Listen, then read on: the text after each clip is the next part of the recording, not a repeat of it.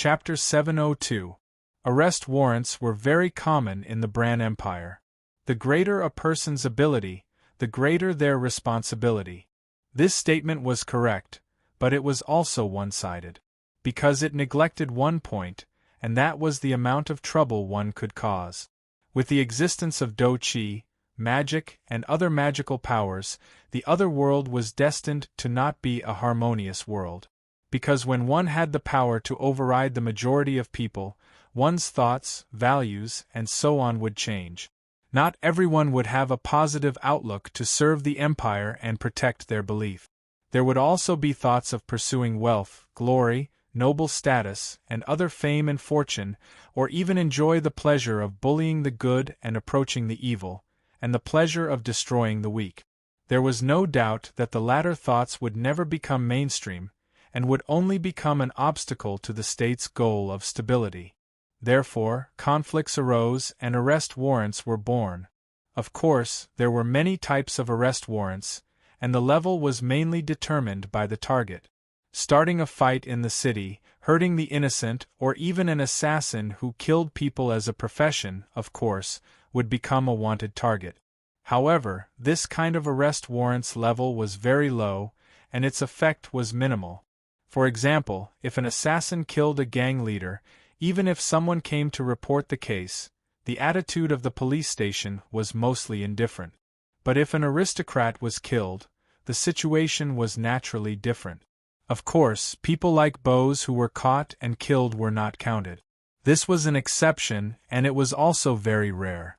However, if an extremely vicious person provoked the Empire, the Temple of Light, and other big forces, then the level of the arrest warrant would naturally be the highest, and even the entire continent would be wanted. Moreover, the people chasing after the assassin would not be limited to the forces themselves, and some warriors who were greedy for the high bounty would also be tempted. For example, the Thieves' Hall right now. The notice board with countless arrest warrants was above Tang En's head, but because these things were very common, Tang En did not notice it when he came in. Now that he was quietly sitting below and flipping through the information, he naturally could not see it because of the angle. In fact, in the beginning, other than the guild member, no one else noticed Tang En. But it had to be said that the position that Tang En had unintentionally chosen was too perfect. His portrait was hanging on the red wanted poster at the top of the notice board, while he himself was sitting peacefully below. What kind of spirit was this? What kind of mental illness was this? First, a few bandits paused as they passed by. They frowned and looked at Tang En's familiar face. Then, they subconsciously looked up at the wanted poster and looked at each other. Their expressions instantly became extremely strange. Soon, this atmosphere spread, and the Thieves' Hall gradually became quiet. At this time, Tang En's expression became even more gloomy and shocked. It wasn't that he noticed the change in the atmosphere around him. In fact, all his attention was on the data. Had someone in the Grey Coat Army betrayed them? The City of Dawn had been destroyed, and the reinforcements at the front lines had been wiped out. How was that possible?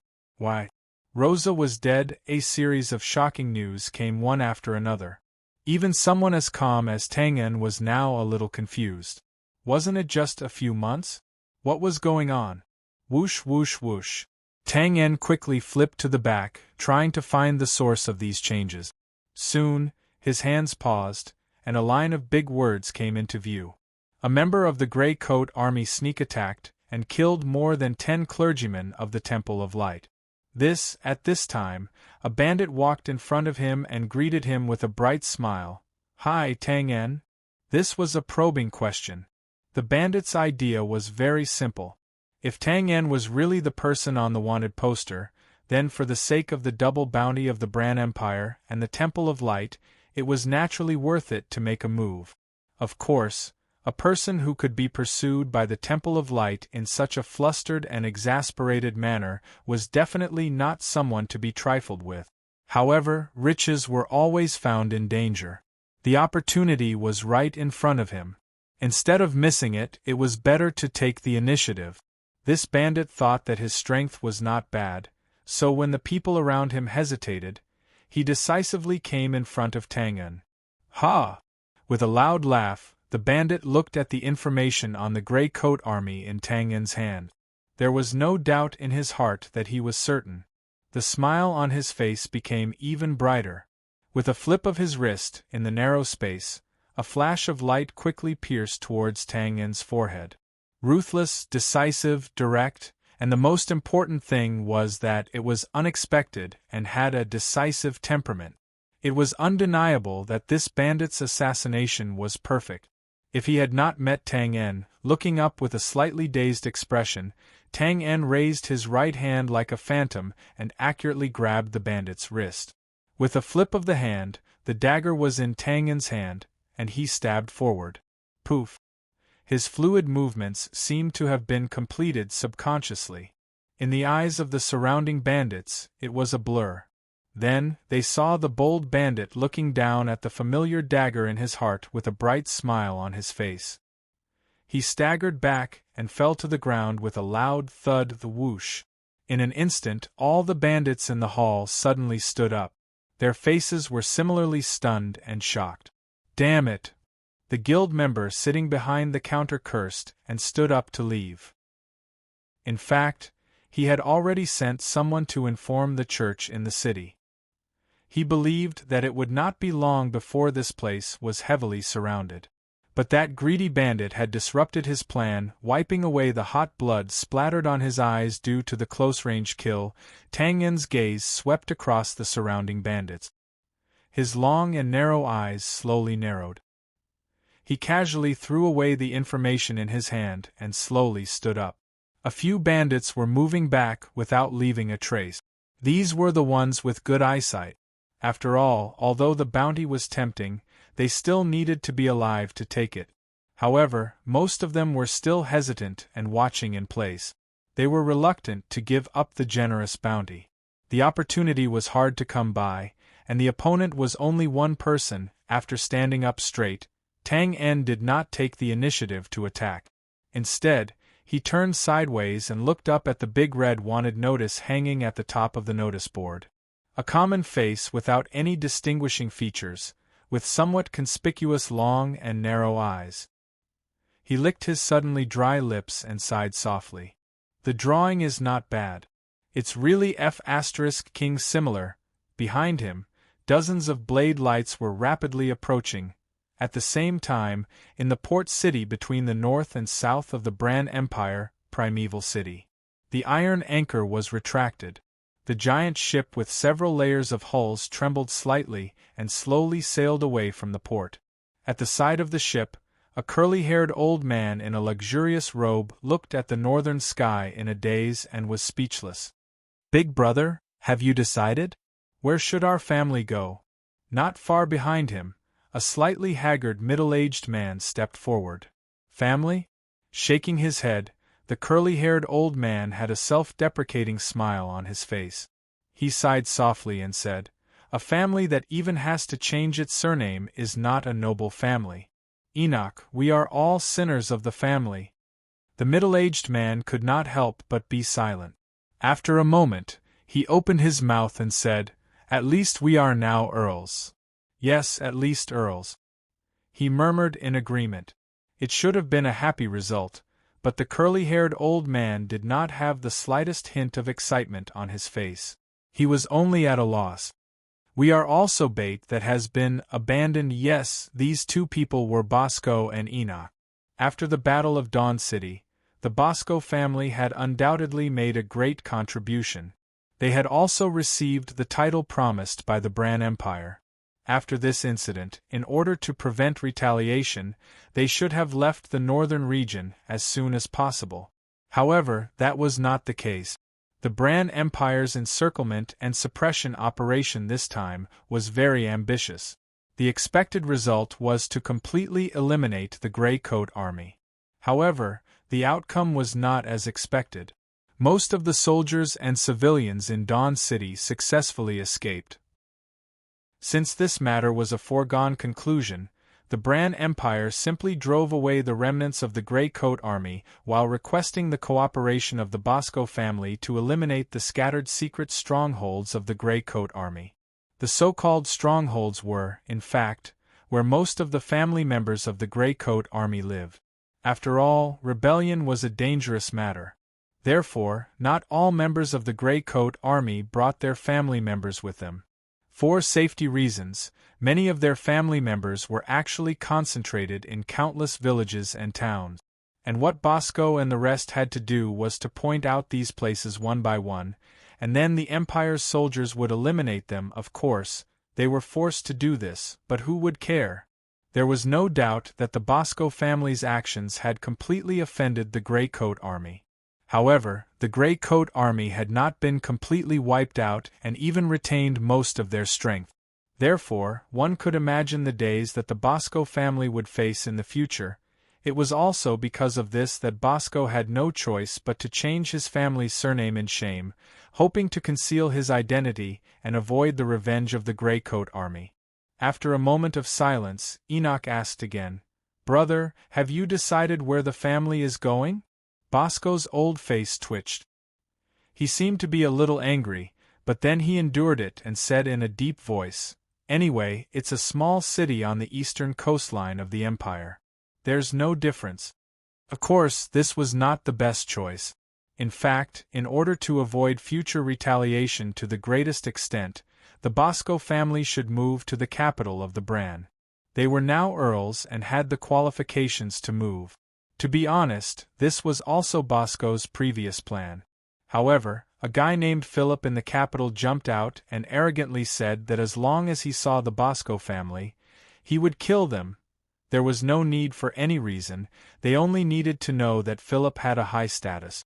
The Bosco family's escape route was directly cut off, and they could only choose to go to the desolate border of the Empire. Of course, Enoch also knew the reason.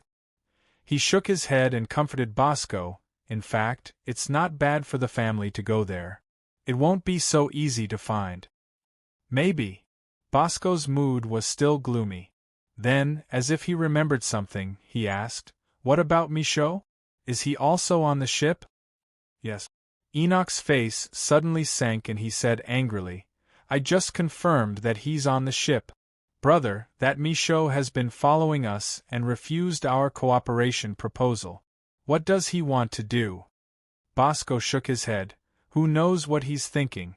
He almost had a conflict with the people of the Temple of Light. Madman." After a pause, Bosco frowned and said, "He's always a hidden danger. We have to find a chance to get rid of them. At least we can't let them know the location of the family." Before his voice died away, a sudden laughter came. "Haha, it's useless. You can't get rid of them." Enoch abruptly turned his head when he heard the voice. He saw a young man with a feminine face leaning against the side of the cabin, not far away. The young man was curling his lips and chuckling at them. There was a hint of madness in his expression. Michaud. You motherf asterisk cur." Bosco reached out and grabbed the extremely angry Enoch. He frowned and looked at Michaud, then slowly asked, "Why? Follow you all the time?" "Haha, it's very simple." Michaud shrugged and said with a smile, "Only by following you guys will I be able to meet the boss. Tang En. You are also a traitor. Even if Tang En can really find you, you can't escape death." "Yes." Michaud spread out his hands. "Isn't this the result I want?" "You." Bosco's eyes twitched and he turned his head. "Madman." "Ha, thank you, it's a very appropriate description." Chapter 703. In the afternoon, on the streets of the city, large groups of garrison cavalry, city guards, and even white-robed clergymen of the Temple of Light appeared in the sights of the citizens from time to time. They looked hurried and vigilant, as if they were looking for something. This was on the surface. In the shadows that the citizens could not see, gangs, bandits, mercenaries, bounty hunters, and so on were also scurrying around the city, looking for something. However, they looked much more excited, and their eyes were shining as if there were gold coins hidden in them. The atmosphere was restless and sticky, as if this medium-sized city was covered in a layer of sticky spider webs. South City, in a remote street at the entrance of an alley. Two mercenaries met unexpectedly, as if they were familiar with each other. After seeing each other, they were stunned at first, then looked at each other and smiled. Everything was understood without words. Haha, your mercenary group is also looking? Nonsense. Aren't you guys the same? Hee hee, be careful that you don't have the life to receive the reward. I heard that this morning, that person single-handedly killed his way out of the Hall of Thieves. TSK, blood flowed everywhere, and there were countless casualties. Pfft, your news is outdated. Did you know that not long ago, the white-robed gold-rimmed mage from the church and a few of his peers were killed by him? Do you know what this means? What? Idiot! This means that that person doesn't care about our battle array at all. He's still killing people for fun. Hiss, this pervert. Then why are you still looking? Aren't you afraid of falling into his hands? F***ck, if we're afraid of this, how can we be mercenaries? I've licked blood from blades before. After a pause, he changed the topic. Of course, in terms of strength, we definitely can't beat him, so we need to use our brains. Hey, since we're in the same business, don't say that I didn't warn you. You better not think about the bounty. Now we just need to find him, and then pass the news to the Temple of Light, the Garrison Hall, and so on, and earn some money. Makes sense, then I wish you good luck. You too. Just as the two mercenaries separated and walked away in different directions, a figure jumped down from the wall of the alley. It was Tang En, who looked a little upset. What the mercenary said just now was not false. With just the dozens of thieves and assassins in the Thieves' Association who were blinded by the bounty, it was naturally impossible for them to stop Tang En. However, he still stayed in the city, not because he wanted to kill people for fun, but because there were some things he had to figure out. The so-called killing of the Divine Hall mages was actually an interrogation by torture. Tang En had to confirm whether the light tracking spell on him had expired or lost its effect. As for the mercenaries he killed later on, it was because he wanted to know where the information was sold in the city. Regarding the destruction of the City of Dawn, the Bandits Guild's information was completely official. It was too superficial. What Tang En wanted to know was the detailed inside story, which could only be obtained from an intelligence dealer who specialized in this field. To be honest, Tang En was in a very bad mood right now. His lament at the charming Fox branch was not just for show. Tang En was really tired. He was tired of this life of endless assassination and escape. Moreover, after killing Sessman, Tang En did not have anything to worry about in the other world. His thoughts were clear. He just wanted to find a place to settle down, marry a beautiful woman, and drink and have fun with his friends like David and Fry. This kind of life was really good. It was also due to Tang En's peaceful nature. The blood of freedom flowed in his bones. Especially after experiencing such frequent bloody storms, he understood the true meaning of a simple life even more. Tang En returned to Bran with such thoughts. Who knew that he would be hit on the head before he could even find a place to stay? He was wanted by the entire continent. F***ck.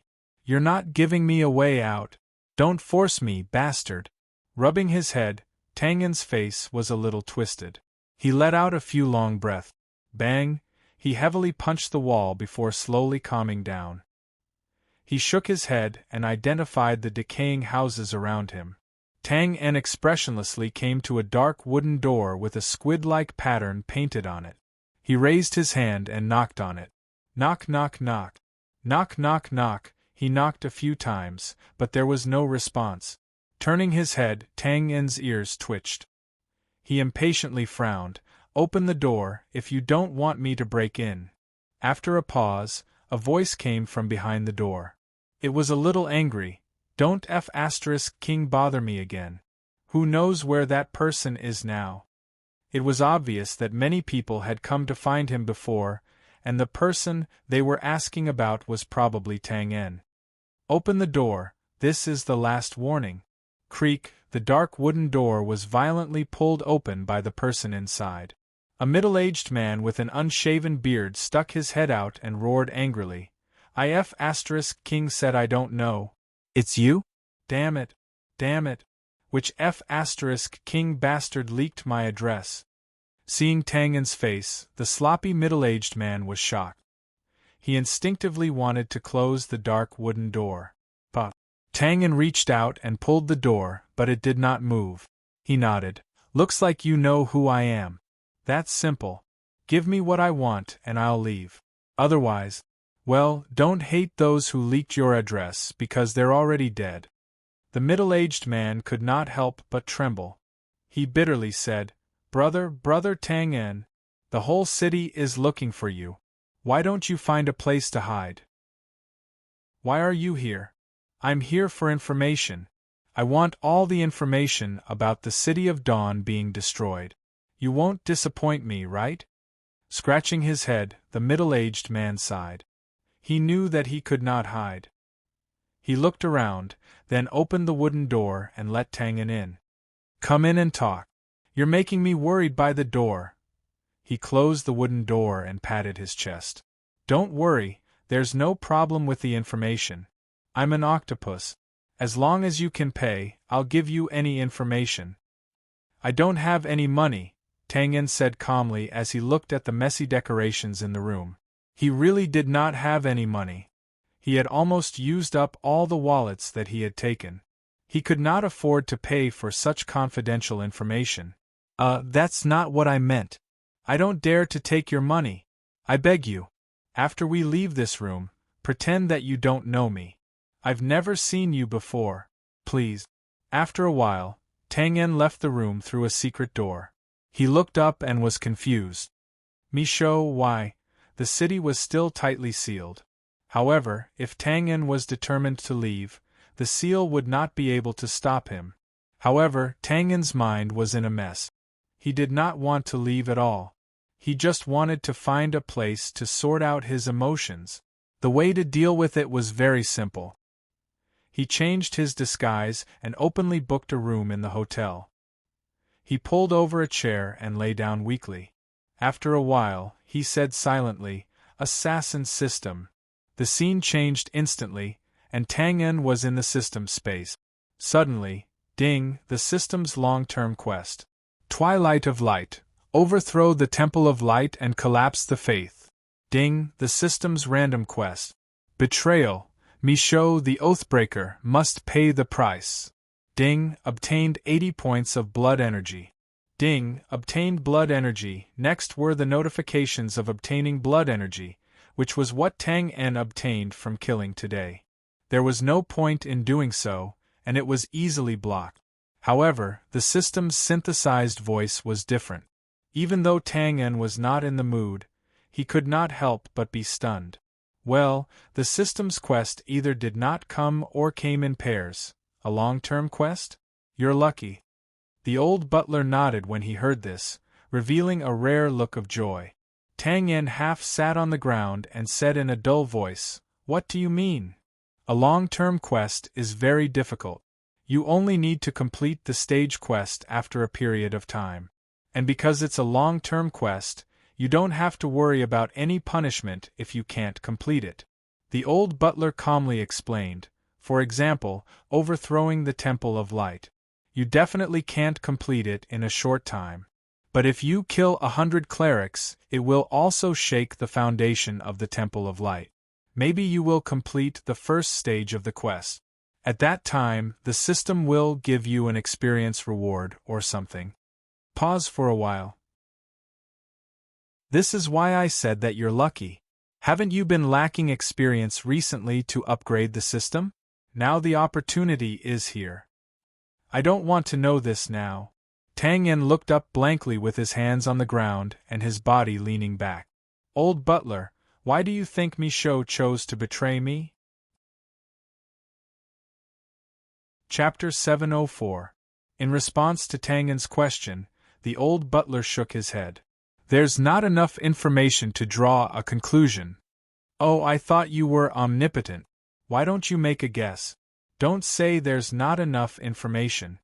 I just want a reasonable explanation. Tang En didn't say it out loud, but he knew the old butler would understand.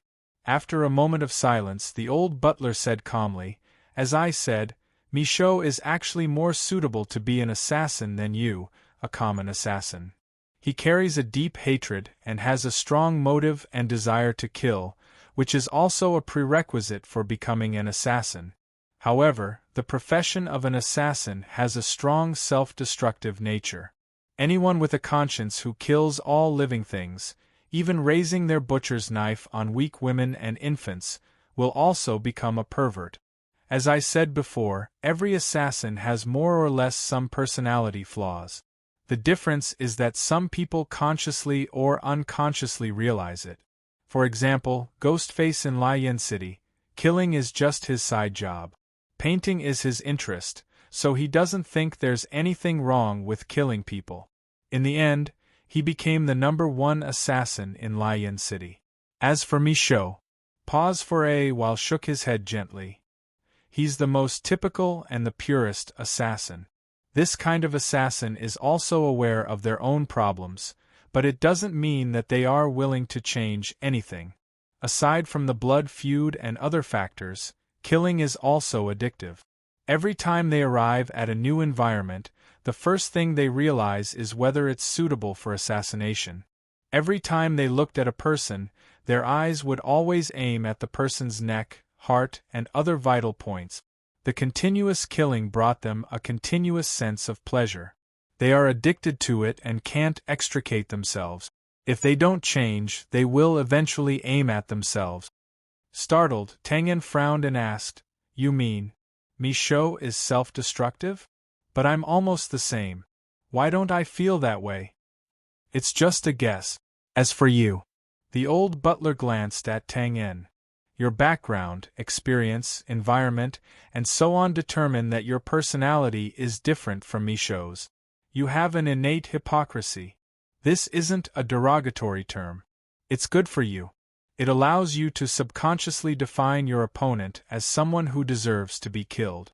This way, the backlash will be much smaller. Moreover, whether you realize it or not, this is another world, not the real world. You are just a passerby here, so you will feel less guilty when you kill people. Just like in a game, when we kill NPCs, we will never feel too much discomfort, right?" Opening his mouth, Tang En subconsciously wanted to refute. It was true that this was a different world, but he was also a living person. He also had Josiah, David, and other friends here. However, Tang En finally closed his mouth because the faint throbbing in his heart told him that there was indeed such a relationship. Of course, the reason was not that simple. At the very least, the old butler did not mention one important factor. Assassins were destined to be lonely, and loneliness would magnify all kinds of negative emotions. Which assassin could have a private space like Twain, and could even communicate with another assassin, the old butler himself, about all kinds of killing topics without any scruples?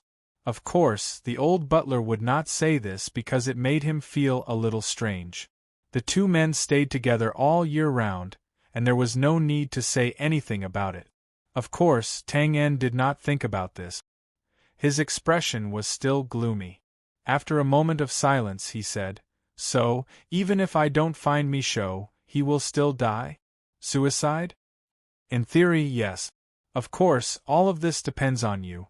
Clenching his fists he said, "Depends on me? Bullshit. The system mission is already here, and it still wants me to kill Michaud." "The system mission is here, but who said that you have to kill Michaud?" Looking at the confused Tang En, the old butler said calmly, "Michaud betrayed you, but judging from the current situation, he betrayed the Grey Coat Army, not you and not the Grey Space. The system's priority is the host.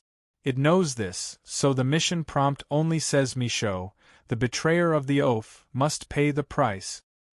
After a pause he continued, "There are many kinds of prices, and killing is just one of them, right?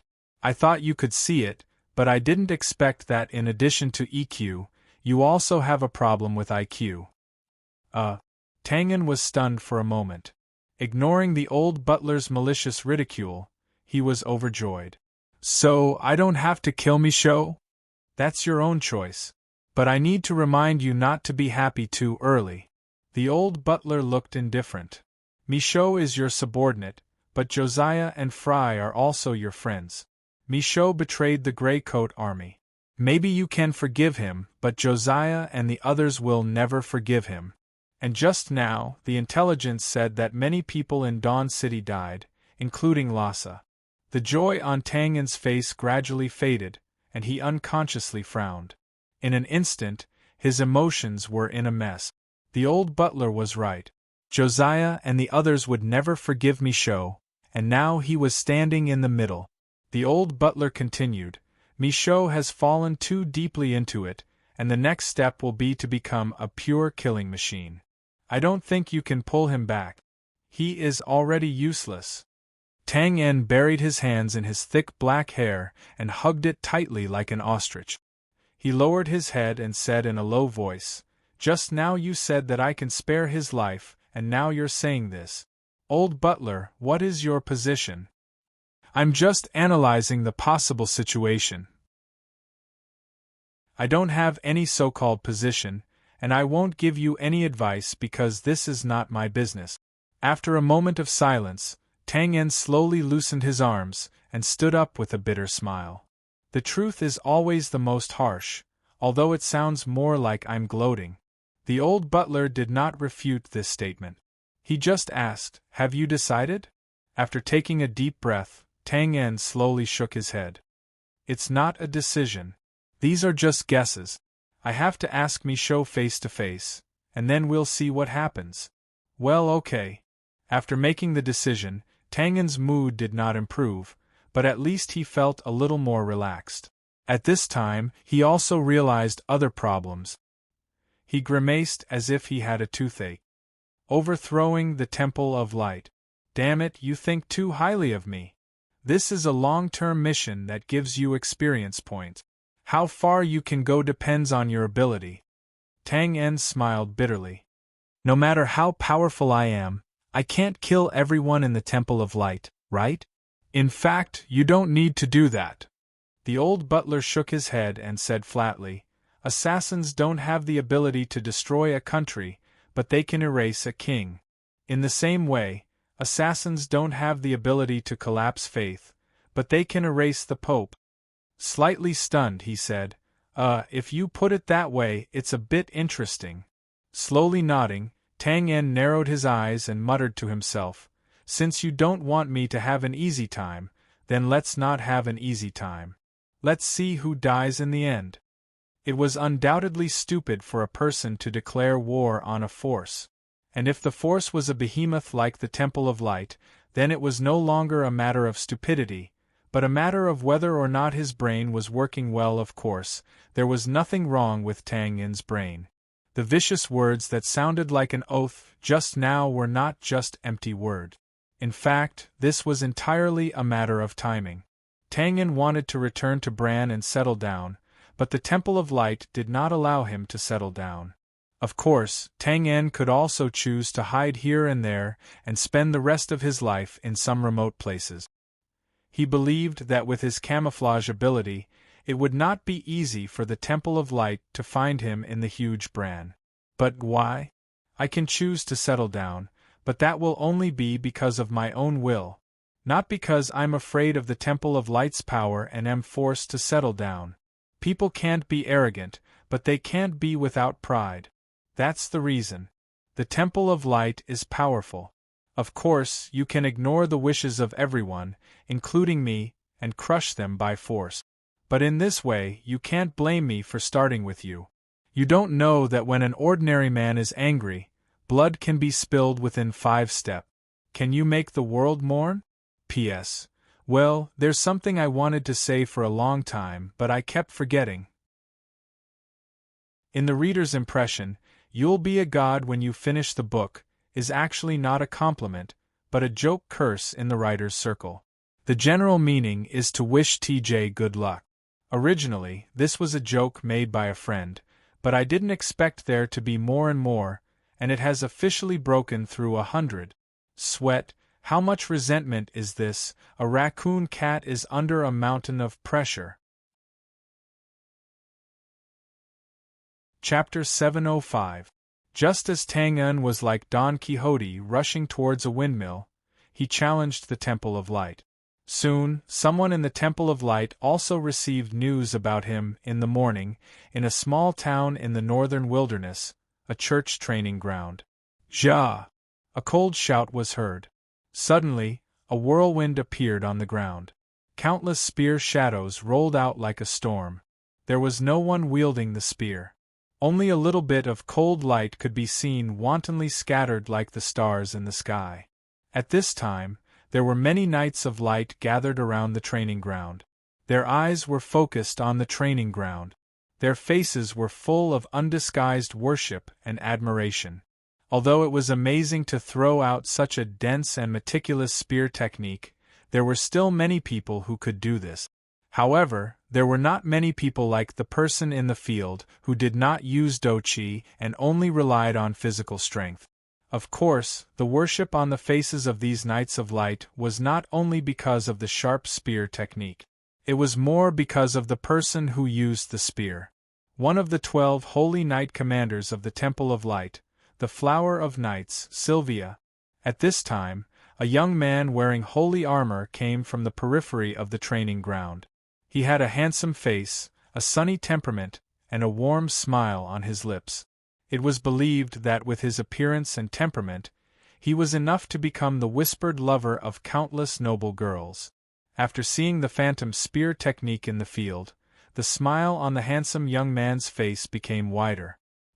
He stopped his footsteps and stretched out his hand to summon the spear on the side of the weapon rack. He casually threw out a few spear shadows. Then, his figure flashed and appeared in the field. Without saying anything, he waved his spear and stabbed. "Hua, sir, be careful." "Who are you?" The surrounding knights suddenly saw a stranger appear in the field and were shocked. They could not help but scream again and again. However, they naturally could not intervene in this level of battle. On the contrary, because of the sudden expansion of the range of spear shadows, they had to retreat further away. The handsome youth's strength was undoubtedly very strong, and his spear technique was even more exquisite than Xiao Weian's. The spear shadows that he casually flung out seemed scattered, but each strike was able to penetrate the originally impenetrable spear force of the field. However, Sylvia did not panic in the slightest when she was suddenly attacked. She did not change her slightly inferior and meticulous spear technique. She continued to fight her opponent with speed. The two spears that did not carry any douqi continuously clashed against each other in the field, making pring-pung sounds. "Ha ha!" With a long laugh, the handsome young man caught a flaw. His spear technique suddenly became more meticulous and dense. He instantly took the initiative and completely suppressed Sylvia's spear, forcing her to continuously retreat. Soon, she was at the edge of the training ground.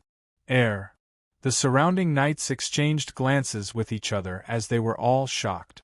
Was Sylvia, the invincible flower of knights, going to be defeated here?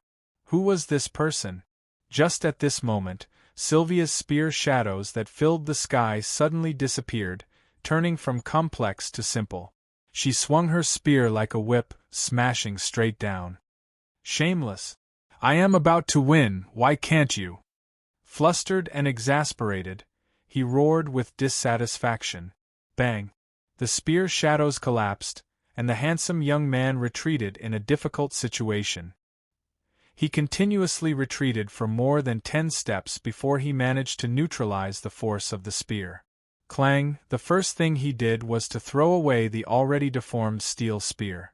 The handsome young man shook his hand and said with a bitter smile, "I say, can't you let me win just once? I rushed here from so far away, it's really shameful."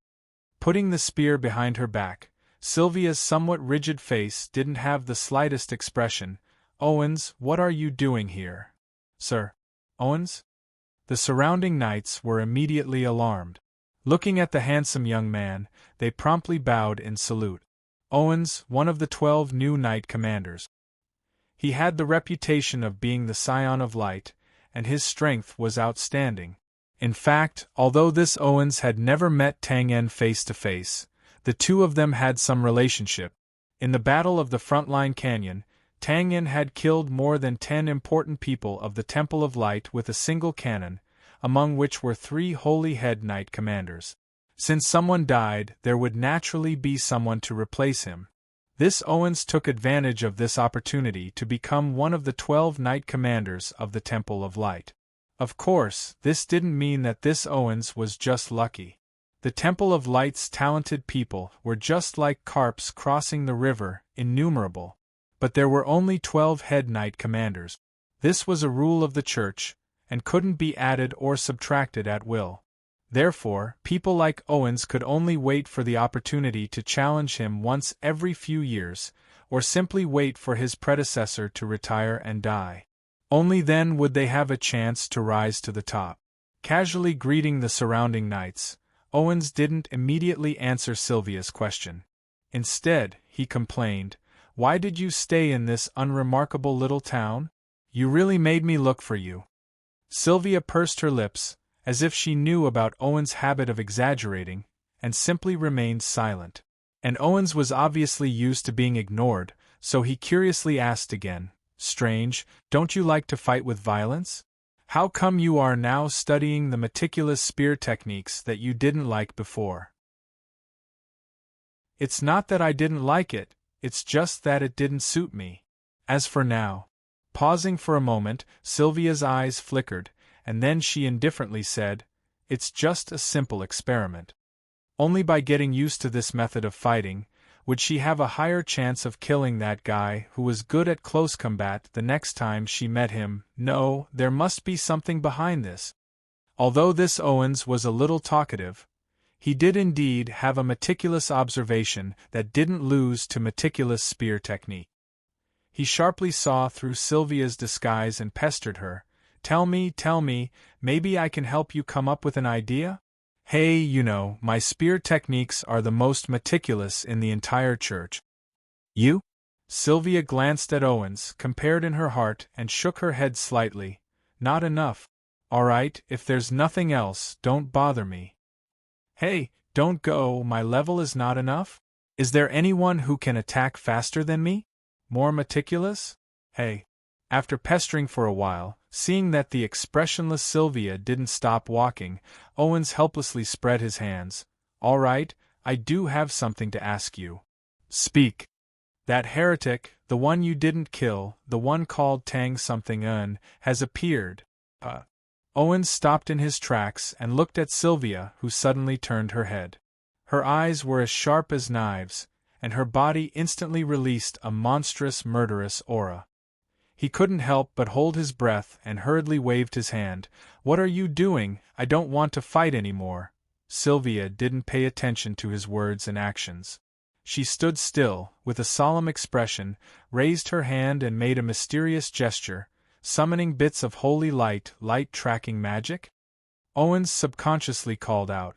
As soon as his voice fell, bang, there was a slight explosion, and the bits of holy light that were summoned instantly collapsed, quickly disappearing into the surrounding air. Of course, this couldn't be a failure of Sylvia's casting, but the magic's time limit had expired. Frowning and looking up, Sylvia took a deep breath, slowly restrained the aura she released, narrowed her eyes and asked, "Are you sure it's Tang En? Is the source reliable? Where is he now?" Looking at Sylvia's serious face, Owens didn't dare to be sure that if he continued to talk nonsense, she wouldn't directly attack, so he wisely confessed, "The source of the news is reliable, in a border city called Winter Maple City at the front line. After Tang Un was recognized, he killed many people." Winter Maple City. Murmuring in a low voice, Sylvia tightened her grip on the spear in her hand and simply turned to leave. Seeing this, Owens was stunned and hurriedly followed. Wait, what are you doing? Don't tell me you want to kill him directly?" Sylvia turned a deaf ear and didn't answer, but her current actions were undoubtedly so. He reached out to pull her back. "Hey, do you have to be like this?" Before he finished speaking, smack. Sylvia stopped in her tracks and slapped away Owens's arm like an angry tigress, growling in a low voice, "Owens, don't try to stop me if you don't want to recuperate here for half a month." Calm down, calm down." Owens half raised his hands and took a few steps back to avoid the sharp edge. "This news came 2 days ago. Are you sure you can still be lucky enough to meet that guy?" "I will find him. I believe you have the ability, but isn't it a waste of time?" Hearing this, Sylvia frowned and finally suppressed the great waves in her heart. So I'm here." Owens had a bright smile on his face. "I didn't guess wrong. You really do have a deep grudge against him. Is it because you couldn't kill him?" Rudely interrupted, "Get to the point." "Okay, that guy is from the Grey Coat Army. Now the traitors of the Grey Coat Army are sailing north. Do you think he'll let them go when he comes back?" After a moment of silence, "Lead the way, let's go." "Haha, I've already prepared. Now there are 2 glasses of red wine in the carriage. Do you want to, wait for me?" Chapter 706. Due to the intervention of the Temple of Light, the news of Tang En's return did not spread widely. Other than showing his face in Winter Maple City, Tang En had disappeared from everyone's sight once again. Everything returned to silence. Only the undercurrents were surging in the dark. Amidst this, another force had quietly arrived. It could be said that it was not easy for them to come here. Other than trekking for thousands of miles, they had also silently broken through several blockades along the way. It could be said that every step was difficult. However, none of this could stop them from advancing. Because of the hatred in their hearts. Because of the humiliation of being betrayed. Outside an ordinary house in a large town near the 100,000 Mountains. Tap, tap, tap. After a few rhythmic knocks on the door, the wooden door quickly opened from the inside. A young man's head popped out. He was stunned at first, then he could not help but be overjoyed. "Commander, you're finally here." Josiah lifted his black hood slightly, revealing a slightly tired face.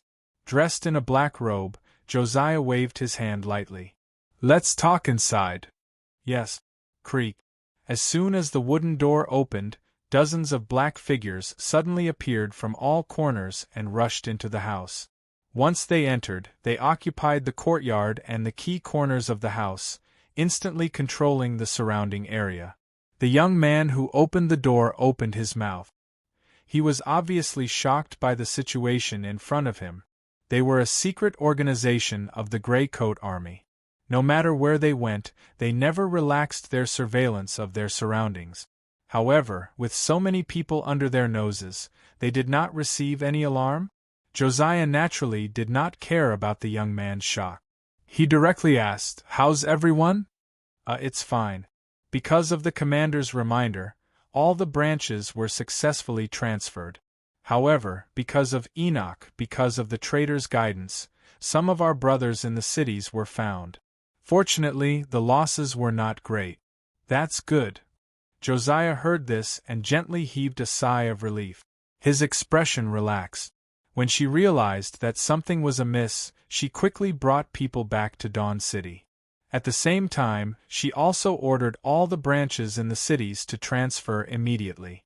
This way, the secret organization that she had brought out avoided this disaster. At this time, a burly man standing beside Josiah asked in a deep voice, "Is there any news about those traitors?" The young man hesitated and looked at Josiah. The latter waved his hand and said, "This is David from the Gray Space. Just tell me what you want to know." Gray Space. The young man's body trembled visibly, and he no longer hesitated. "Yes, 3 days ago they took a boat north from the port of Lin City. According to the water route, they should be trying to hide along the eastern coastline." Bang! David's face was livid as he punched his palm. F***CK. I'm a step too late. Even though Josiah had said that he would come out in a month to avenge Rosa, Bran's lockdown in the 100,000 Mountains was beyond their expectations. They had wasted a lot of time. If they were on land, it would be fine. However, if they were to travel by water, It would undoubtedly be very difficult for them to catch up if they were to follow the current.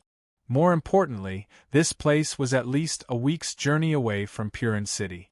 As such, it was hard to say where the other party would go during this period of time.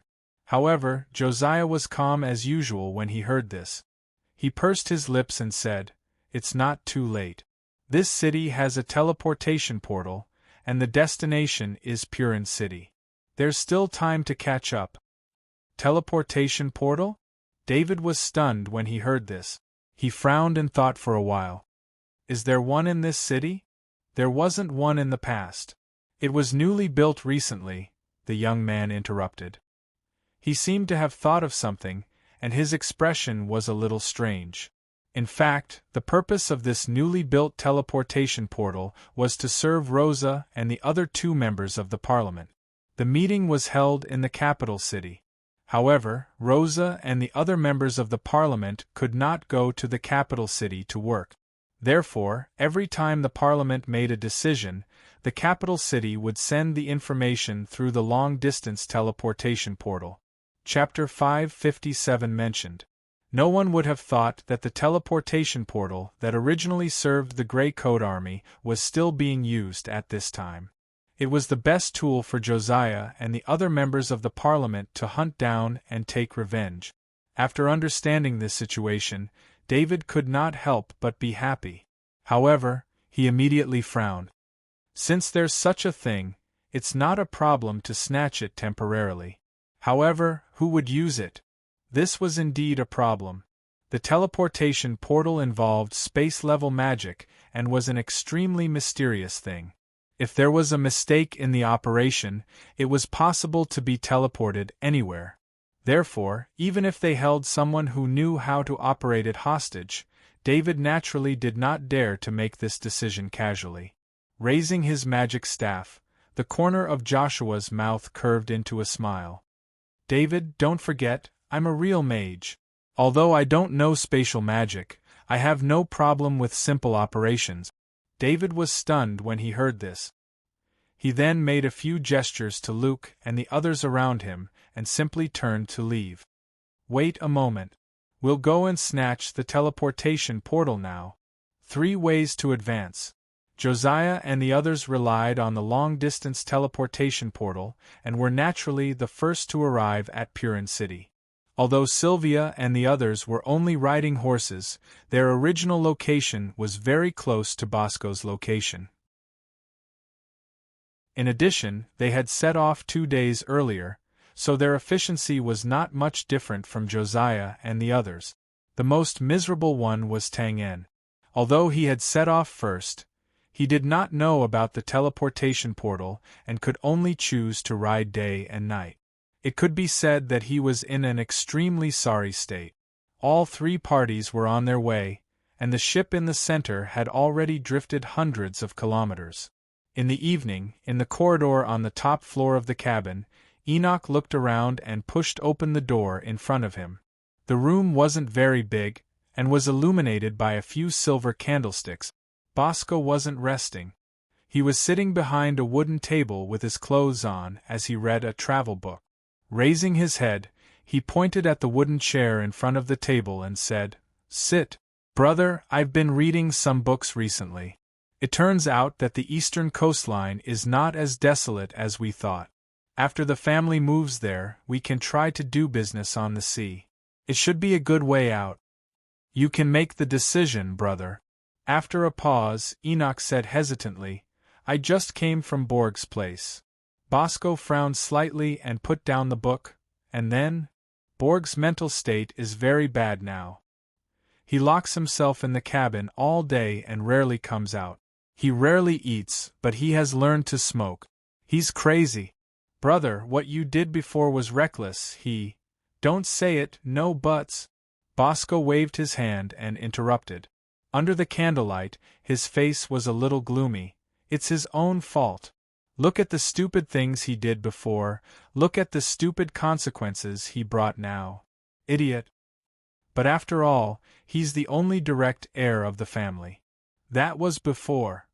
Bosco's eyes twitched, The family name that has been in the family for hundreds of years can be changed now, why can't he? Enoch's expression changed greatly. Brother, are you going to remove the qualification of the Borg family's heir? I'll give him one last chance. After the family settles down, if he can pull himself together, I'll let bygones be bygones. If he can't, then don't blame me. Don't try to persuade me, I've made up my mind. Opening his mouth, Enoch let out a long sigh and shook his head. He knew that this was not a good time to persuade him. Changing the topic, he said, Big brother, after 3 more days, the ship will enter the Broad River Basin after passing through the port of Bahrain. It will go all the way to the east. Will the Grey Coat Army come to seek revenge? I don't know, but they should. After all, this is the best opportunity. Bosco rubbed his eyebrows and looked calm. If our family wants to settle down for a while, then we must defeat the first wave of the Grey Coat Army. And Josiah should be coming too. Josiah? Why? Because she wants to avenge Rosa, so that she can become the real leader of the Grey Coat Army. Enoch frowned. She may not be able to become the new leader smoothly. After all, her experience in the Grey Coat Army is too shallow. Bosco waved his hand. As long as Omen supports her, it's enough, and… Bosco snorted and looked disdainful. Humph! Just based on those old trash, how could they possibly win against Joshua? Enoch was silent. He used to be the second in command of the secret organization, so he naturally knew Josiah's ability best. Hearing this, he had to agree with Bosco's view. This is our chance. As long as we can kill Josiah, the Grey Coat Army will lose 2 leaders, and there will be chaos internally. At that time, they won't be able to take care of us. After a pause, he said, Haha, at least we work together.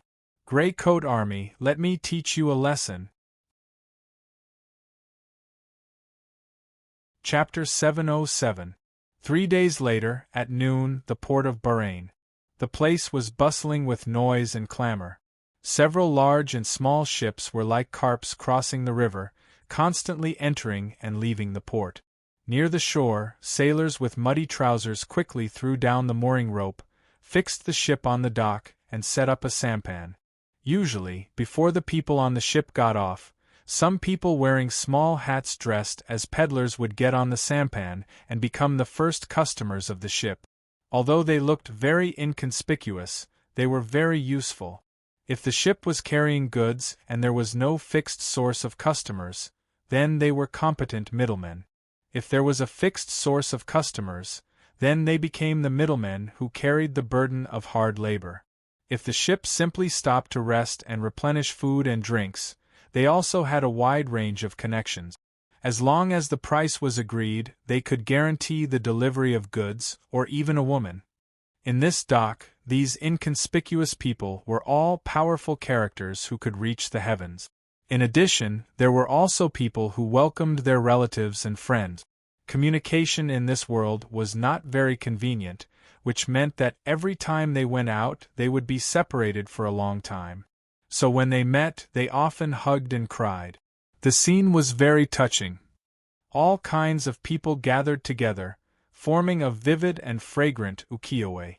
At this time, near the top of the giant ship on the right, Enoch held the wooden railing and leaned slightly. His eyes were like an eagle, constantly scanning the dense crowd in the port, not missing any details in the corners. As the observation time continued to extend, his brows gradually frowned. Obviously, he was dissatisfied that he had not found what he wanted to see so far. Finally, he shook his head, retracted his gaze and turned to say, Brother, they didn't seem to take the bait. Maybe you didn't notice that they came. Maybe they have already boarded this ship. Bosco took a few steps forward and also came to the handrail. He casually glanced at the crowd. Be patient. Out of the port of Bahrain, there is a vast body of water in front. So as long as they come, they will definitely take action today. What if they don't come? Then we will have one more day of stable life, won't we? Third brother, from the moment we made the choice before, this is the situation we have to face. The only difference is that there are a lot of people who escaped from the Grey Coat Army, and the situation is a little worse now." After a moment of silence, he said, "I was too impatient. I always wanted to solve the problem at once. Haha, everyone wants to cut the Gordian knot. However, if you gain something, you lose something. Now that our family has obtained the title of Count, we are destined to be entangled with the Grey Coat Army for the rest of our lives." Bosco's attitude towards this was very open-minded as he smiled. He said so. However, it was clear that not everyone thought this way. In an ordinary carriage, a few hundred meters away from the port, a line of sight looked at Bosco through the gap of the window. He narrowed his eyes and said, "What are you laughing at? Old man, I'll send you to hell today." As soon as he finished speaking, the door of the carriage opened, and a slightly plump figure dressed as a sailor quickly jumped into the carriage. It was Harry. After catching his breath, he nodded to Josiah and David in the car. "Phew. I've checked and confirmed that the Bosco family is on this ship. In addition, there are about 300 soldiers hidden in the cabin. Their strength is unknown, but the security is quite tight." He paused and looked at David. "I saw Michaud's team. Michaud had a team of about 20 people under him. They were the second-generation members of the Grey Space. Harry and the others naturally knew these people." David's face darkened when he heard that. He clenched his fists so hard that his knuckles creaked. He gritted his teeth and said, "Fine. As long as they are here." Seeing this, Josiah reached out and patted David's shoulder. She had known Michaud for a long time, even before Tang-En. If possible, she did not want to believe that Michaud had betrayed her. But the truth was already in front of her. Michaud was one of the direct murderers who had caused the fall of Dawn City and the death of Losha. So, no matter what, she would not forgive Michaud. Changing the topic, she asked Harry, "Is our ship ready?" "No problem. Luke's already done it. They will leave the port in the afternoon and enter the open water. We will follow them and take action in the evening." "Okay." In addition to David and the others, Josiah had also brought more than 100 scouts with him. So, although Bosco's side had the advantage in numbers, as long as the surprise attack was successful, the gap between the two sides would not be too big. "Wait a minute." David took a deep breath and calmed his complicated emotions. He frowned and said, "Bosco is a cunning old fox. He must have expected that we would come for revenge. Isn't his strength a little too little? Is this a trap to lure us in?" "I have considered this problem," said Josiah frankly. "I know Bosco very well. He will definitely hide something. But we don't have time now. If we can't kill him here, it will be difficult to guarantee that we will not lose him after he enters the open water. Therefore, this is our best and only chance to make a move." Hearing this, David pondered for a few minutes and said, "Let's do this. After we get on the ship, I will find Michaud. Harry, you take the Grey Space and follow Josiah. We must kill Bosco." So what if it was a trap? To some extent, the Grey Space was not afraid of playing dirty. Even if they were hastily prepared, it was not certain who would have the last laugh. After all, the port was still on land. Once there was chaos, there would be a lot of variables, so Josiah could not choose to start here. At 1 o'clock in the afternoon, Bosco, who did not wait for the assassination, returned to the cabin. The giant ship slowly left the dock and sailed from the port to the vast waters in the east. At the same time, Josiah and the others were hiding among the many departing ships and quietly followed. The port of Bahrain was still as usual. No one knew that the chaos that had affected so many people had disappeared just like that. Then at about 3 o'clock in the afternoon, a fast horse rushed into the port. Fortunately, the middle-aged man riding the horse had excellent skills and did not cause much chaos. When he came to the dock, the man on the horse looked around and saw that there was no ship more than 3 floors. "Am I late?" Needless to say, the man disguised as a middle-aged man was Tang-En. He had traveled day and night, but in the end, he was still a step slower and did not catch up with Bosco's giant ship. "Hi, sir, is there anything I can help you with?" A smart young man dressed as a peddler approached and asked with a smile. Tang En lowered his head and asked tentatively, "Excuse me, have you seen a giant ship at the dock, about 3 or 4 floors?" Hearing this, the young man smiled without saying a word and stretched out his empty palm. Seeing this, Tang En raised his eyebrows and nodded in understanding. He flicked out a shiny silver coin with his finger. The young man quickly caught it and stuffed it into his pocket. He nodded and smiled. Yes, there are not many giant ships here today. There is only one with 3 or 4 floors." He flicked out another silver coin. "Where is the ship now?" "Unfortunately, it left about 2 hours ago. It should be heading east." "Sure enough."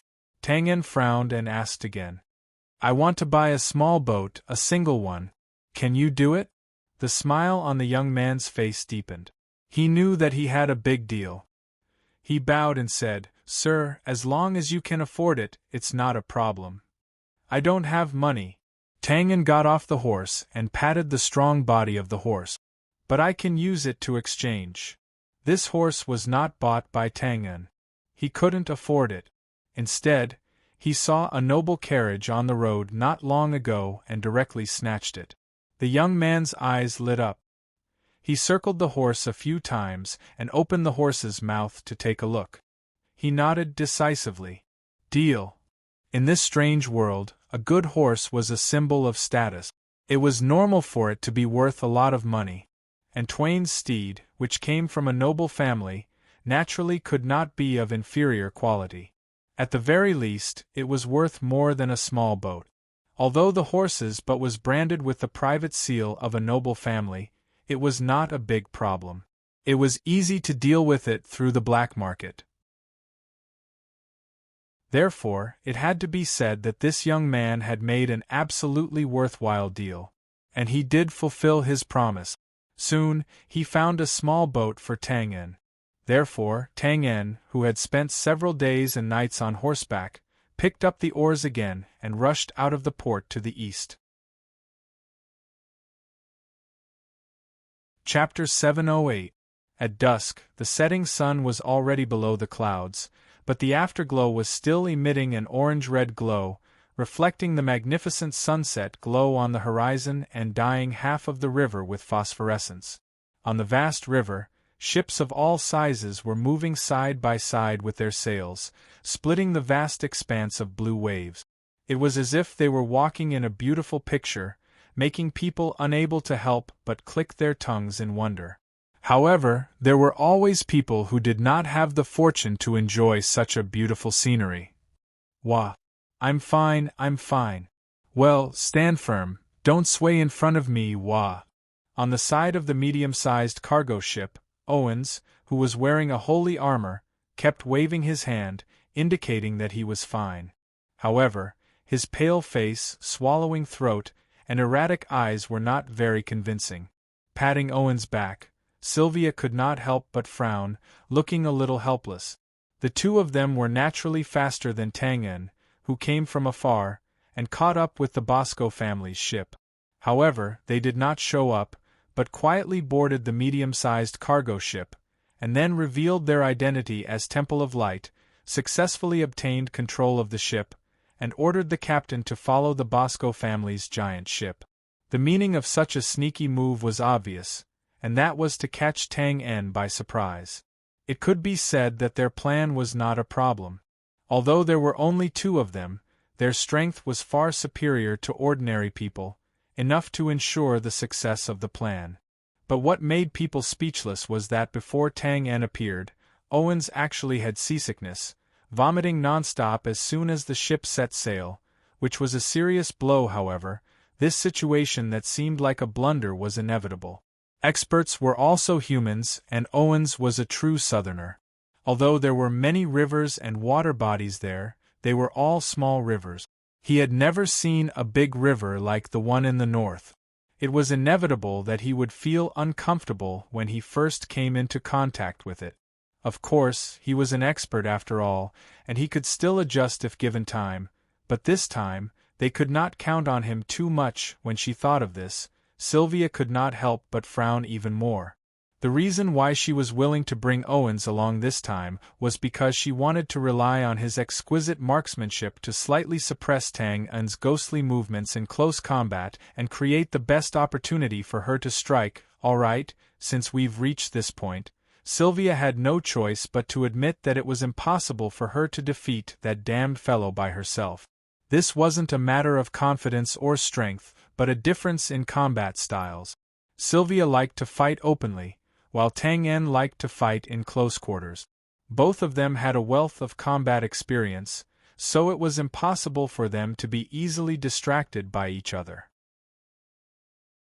This also meant that the two of them would never be able to fight together. Furthermore, it was difficult to determine the victor between them. Recently, Sylvia had been concentrating on studying meticulous marksmanship. She wanted to weaken Tang En's advantage in this aspect, but the result was obvious. This kind of attack style was indeed not suitable for her. And Owens just had to be in this kind of situation that made her speechless at this time. Forget it. Sylvia sighed in her heart, and her eyes became sharp again. Since I can't count on others, then I'll just do it myself. Just as she made up her mind, she casually glanced around, and the arm that was about to slap Owens's back suddenly stopped in midair. Sylvia and the others were now at the rear of the Bosco family's huge ship. Because the waters were vast and there were no tributaries, there were many ships sailing along with them. And now, a large cargo ship on the left side of the huge ship, which seemed to be loaded with goods, suddenly changed direction and approached the huge ship at full speed. What was even more terrifying was that a huge iron anchor had been lowered at the bow of the large cargo ship, and its sharp horn revealed a cold glint as it crashed into the hull of the huge ship in a particularly decisive manner. They were in the water and not on land, and the ship in front of them was not a carriage. In addition, one was intentional and the other was unintentional, so the huge ship naturally had no time to avoid this kind of reckless collision. In just a short span of 10 seconds, the sailors on the watchtower of the huge ship were still waving their arms and shouting in horror. Boom! It was as if two giant beasts in the water had crashed into each other. The sound of the collision was loud, and the water ripples instantly vibrated, causing the surrounding ships to sway and involuntarily deviate from their course. At the same time, the waves soared into the sky and directly poured into the two ships, and many people could be vaguely seen being knocked down. The sailors on the watchtower had long disappeared in the first collision. The large cargo ship stuck closely to the side of the huge ship, and the speed of the ship did not slow down, like a child being forcibly dragged away by an adult. As for the huge iron anchor of the cargo ship, it sank into the hull below the waterline of the giant ship, breaking open a huge hole. The river water poured in, and the fate of sinking the ship was unavoidable. Owens, who was standing on the side of the ship, was not on guard against the surging waves. He staggered and almost fell into the river water.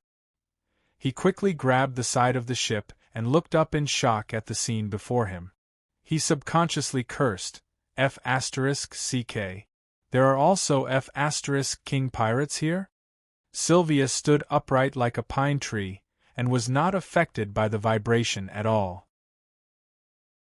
She narrowed her eyes and looked at the many black shadows on the cargo ship rushing towards the huge ship. She turned her head and shouted, "Quick, get close!" Needless to say, the ones who controlled the large cargo ship were naturally Josiah and David. They knew that the cunning Bosco was likely to set a trap, but they had no choice but to step into it. This was undoubtedly a helpless matter. However, Josiah's way of dealing with it was also simple.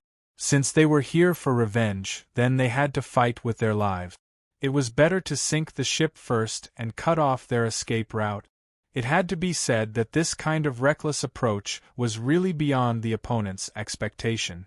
More than 100 people rushed up, and the soldiers on the huge ship were still unable to climb up from the splint. F***CK off. With a roar, David was the first to board the ship's splint. He swung his heavy sword horizontally and immediately slapped a soldier who was barely able to resist into the river water. "Harry, take the brothers to protect Josiah to the top floor and kill that old guy. The rest of you, block all the exits of the cabin on the first floor and don't let any soldier come out. Kill, kill, kill." In the violent roar, the figures on the huge ship divided the work clearly. A few scouts stayed to clean up the soldiers on the splint with David.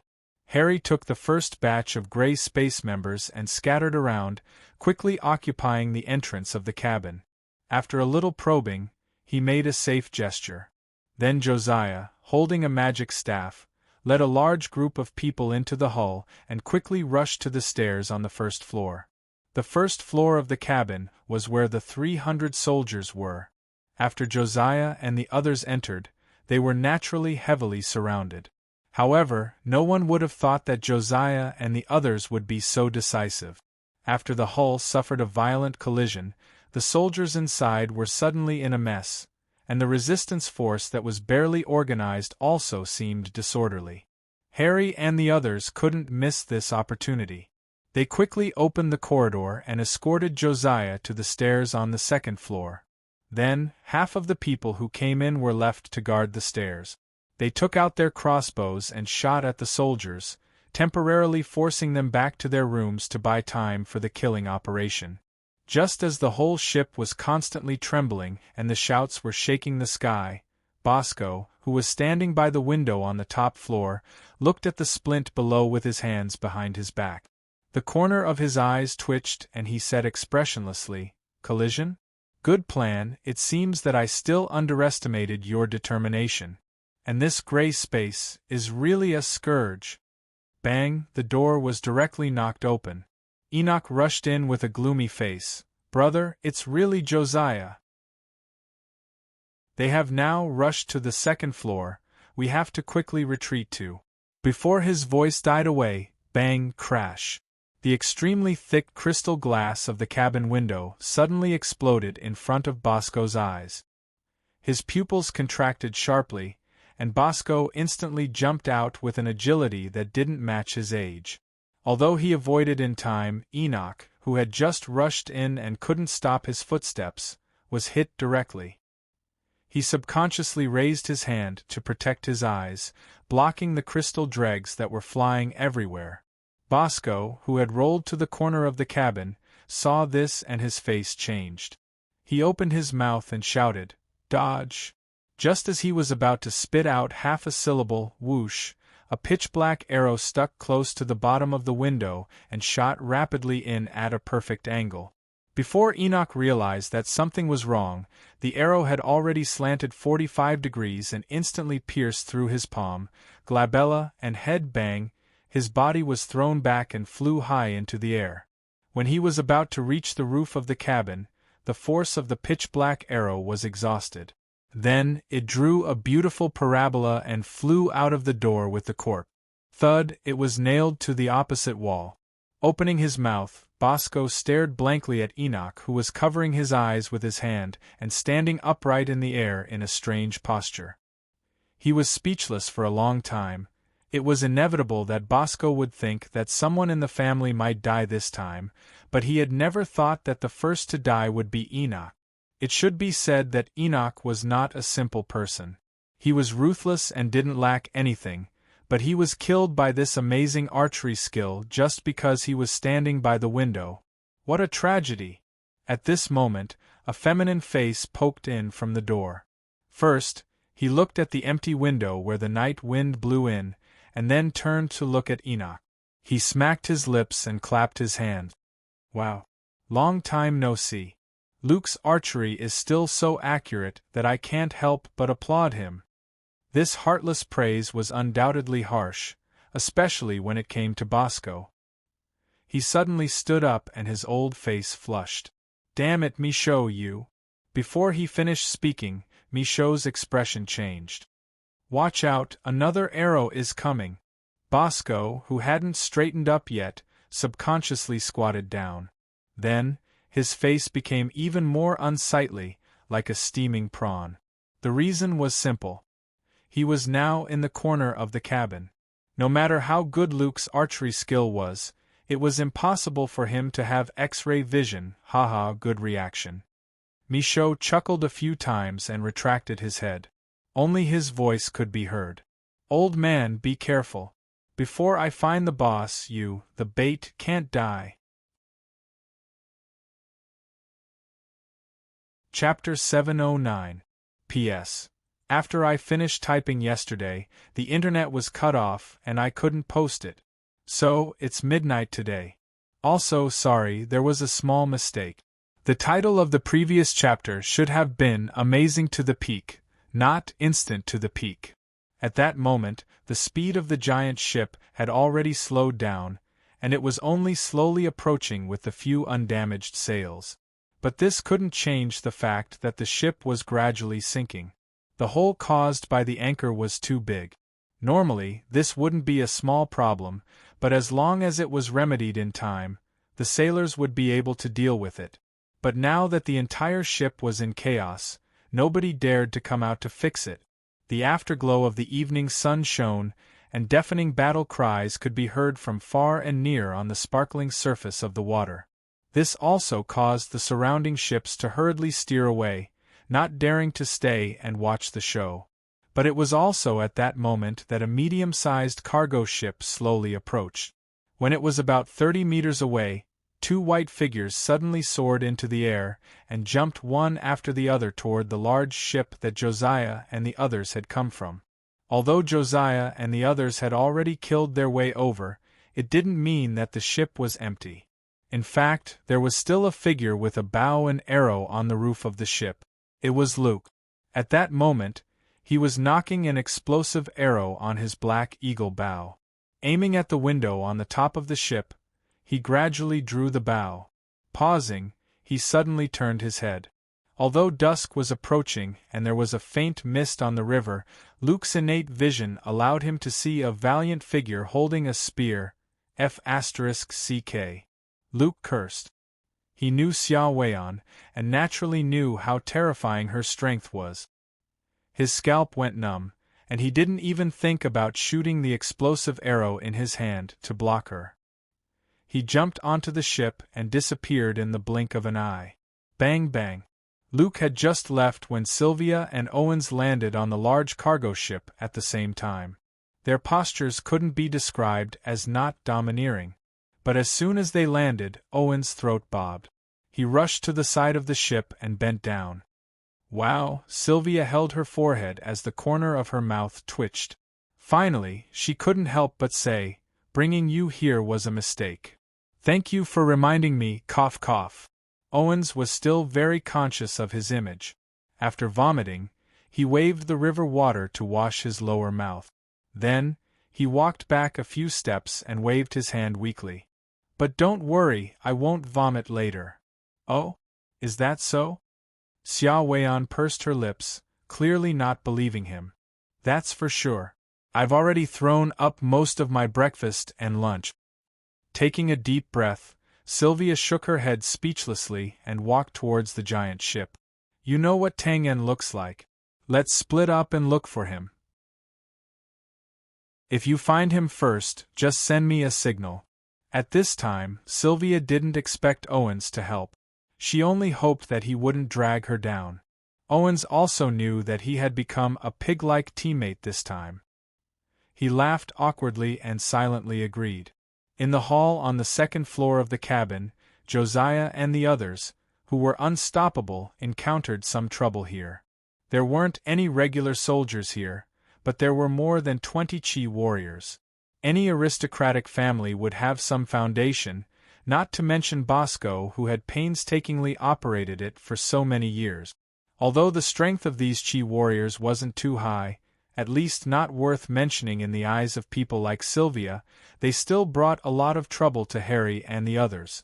Due to the environment, Harry and the others couldn't perform the assassination that they were best at, so they could only choose to face the enemy head-on.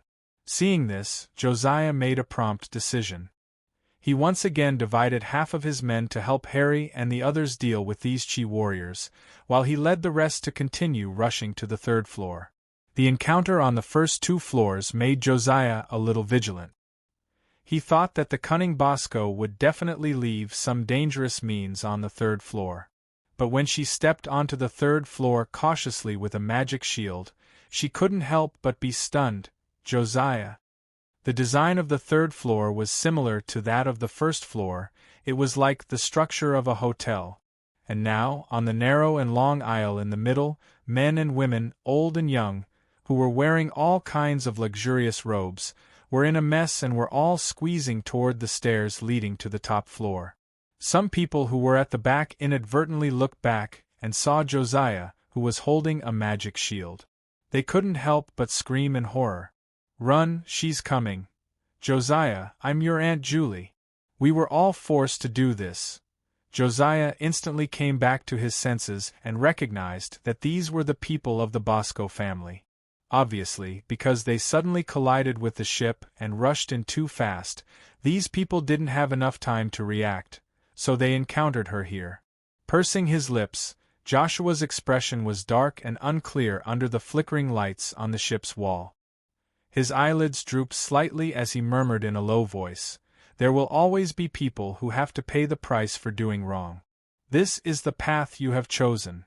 He paused and waved his hand down. "Kill?"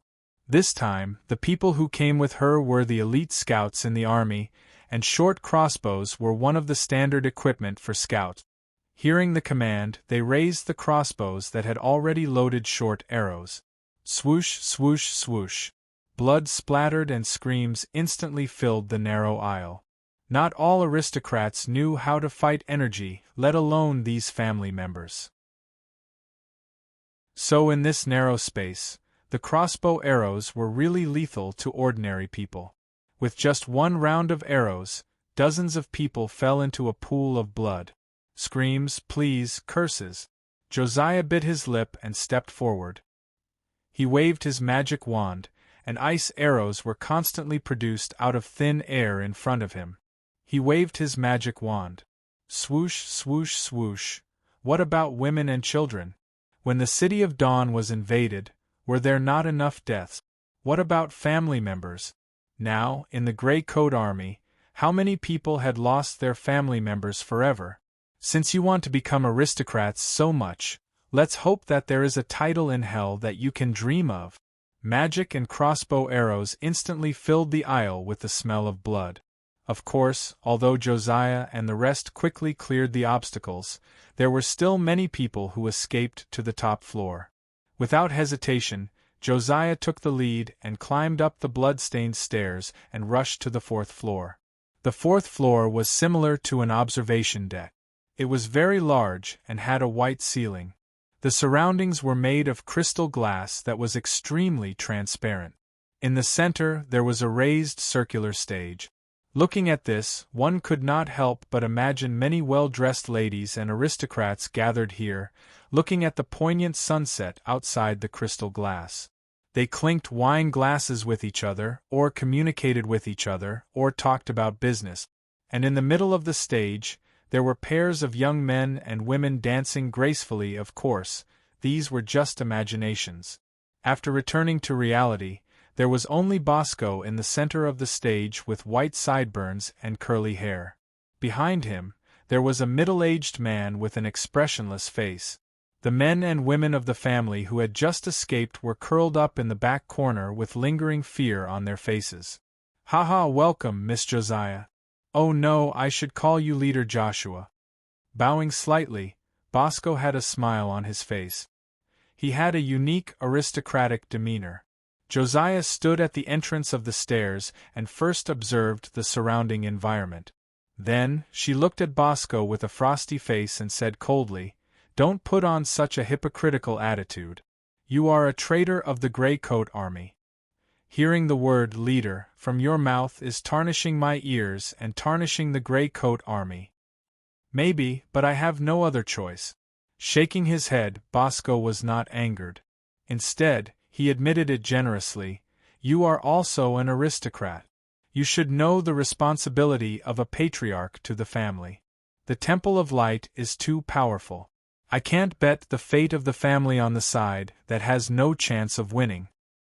I know, but I also know that when your family was in a desperate situation, it was Aunt Rosa who took you in. For this, our family's respect for Leader Rosa has never changed. Josiah showed a sarcastic expression. So, you chose to betray Aunt Rosa? No, in fact, I prefer to see this as an ordinary transaction. Bosco spread out his hands and said, Rosa took us in when we were in danger, and over the years, our family has done a lot for the Gray Coat Army. It can be said that we have repaid this kindness. Now that the transaction is over, we naturally have to strive for a good future. Of course, I tricked you in the end, but isn't that how a transaction is? The reason was specious, but Josiah came thousands of miles and naturally would not be fooled by these words. In fact, she was now a little vigilant in her heart. This Bosco seemed to be stalling for time, withdrawing her gaze from the expressionless middle-aged man. Josiah decisively raised her magic wand and said contemptuously, Deserters also have various excuses, but deserters are still deserters. In the end, they can't escape from military law. Kill. Chapter 7:10. Most of the sailors and soldiers on the deck had been cleared away. But the battle hadn't stopped. Haha, don't hide. I know you're here. Turning to the corner of the ship, Owens, with his hand on his spear, scanned the surroundings. He walked calmly with a warm smile on his face. I have to say, your archery has indeed made my eyes light up. It has also made me a little interested. Well, just a little. After boarding the ship, Sylvia and Owens separated. Sylvia rushed into the most likely cabin, while Owens wanted to enjoy the night breeze to get rid of the nausea in his heart. So, he just strolled around the ship and looked around, doing his best. Unexpectedly, before he could find Tang-En, he ran into Luke, who was holding a bow and arrow. Luke's reaction was naturally to turn around and run. Owens, on the other hand, didn't have any desire to attack at first. He was about to change directions to continue searching, when Luke, who was running, drew his bow and nailed a soldier who had rushed out of a corner. Everyone knew that archers weren't good at close combat, but Luke's move slightly overturned this understanding. This also piqued Owens' interest. Since he was just looking around, he simply followed Luke. Luke naturally complained when he saw this. Although he didn't know Owens, since the other party was able to come with Sylvia, his strength was self-evident. But now that he was riding a tiger, he could only bite the bullet and attack back. After receiving a few arrows, Owens admired Luke's archery even more, and his interest grew even stronger. Pausing, Owens narrowed his eyes and raised his head. He chuckled. Ha, found you! Swoosh! In the midst of his long-winded words, a pitch-black arrow suddenly pierced through the sail and quickly nailed itself between Owens's eyebrows. Precise, fast, and ruthless. This archery could be said to be perfect, but unfortunately, his opponent was Owens, who was already prepared. The absolute difference in strength between the two sides was already destined for this arrow to be in vain. He raised his spear lightly and swung it a few times. The spear quickly encircled the arrows and shattered them. The few small movements he made at the snap of his fingers showed just how terrifying Owens's exquisite shooting technique was. But soon, Owens raised his eyebrows and swung his spear again. Haha, still trying to play tricks with me. It turned out that after the whistling arrow was broken, a slightly shorter arrow was hidden behind and silently attacked. There was no doubt that this move was played beautifully. Not to mention ordinary people, even experts could fall for it if they were careless. But Owens wouldn't. He laughed and shook his head. His spear rolled up again, wanting to shatter the arrow. But suddenly, the flashes of light near the arrowhead caused his hand to tremble.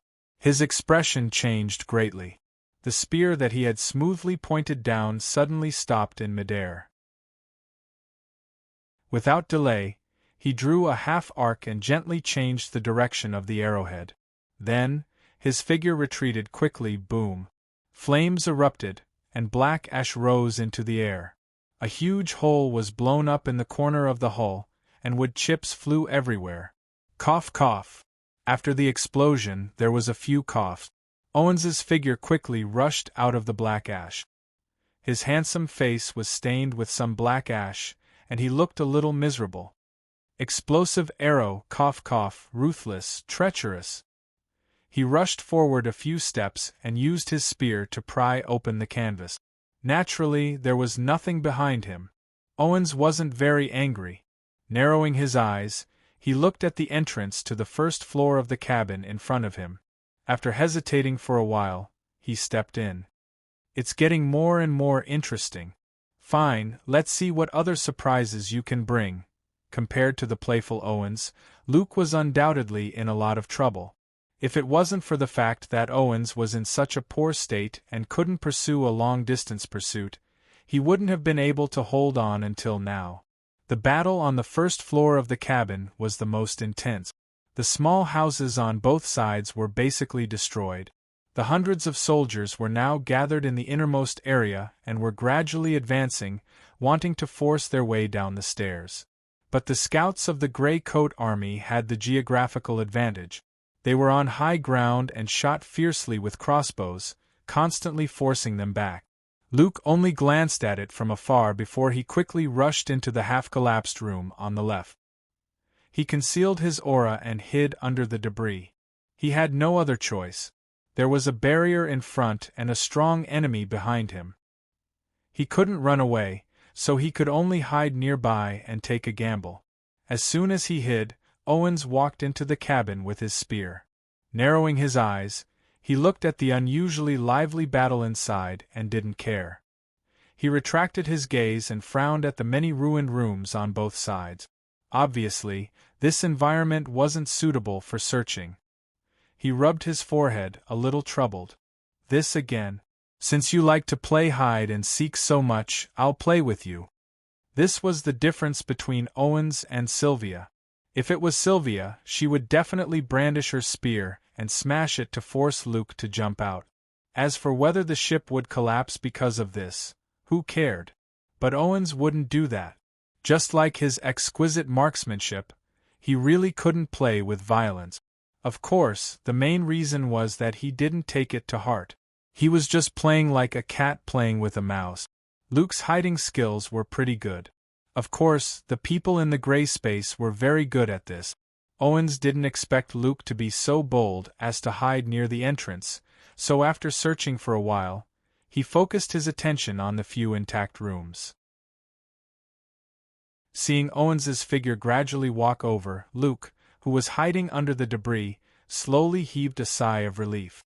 But before he could figure out what to do next, someone walked in through the cabin entrance. Holding a blood-stained heavy sword, a tall and sturdy body, and a murderous aura. Who else could it be but David? F***CK. Run. Seeing Owens stop and turn around, Luke couldn't help but panic. But naturally, David couldn't hear his soundless shout. Sizing up Owens, he raised his heavy sword without hesitation. "Scumbags from the Temple of Light, I didn't expect you to come." Before he could finish, wood splinters flew, and Luke quickly jumped out and roared, "Run!" David was stunned for a moment, but when he recognized Luke, he instantly kicked off and retreated to the cabin entrance without turning around. Their reactions couldn't be said to be slow, and their cooperation could be said to be tacit. But just as they reached the cabin entrance, their eyes suddenly lit up as a white spear swiftly attacked from behind. F***CK. Looking at the terrifying spear aura, David knew that he had kicked an iron plate this time. With a roar, he kicked at Luke, whose back was facing the spear aura. Borrowing this force, the two of them were about to reach the cabin entrance, and at the same time, they flew to either side. Swoosh! The terrifying spear aura brushed past them and instantly rushed into the darkness outside the cabin. Then, boom! There was a violent explosion outside, as if something had been destroyed. Mixed with the loud sound of collapse, The hull couldn't help but shake violently. David quickly got up and looked at the cabin entrance that was instantly covered in dust due to the shock wave.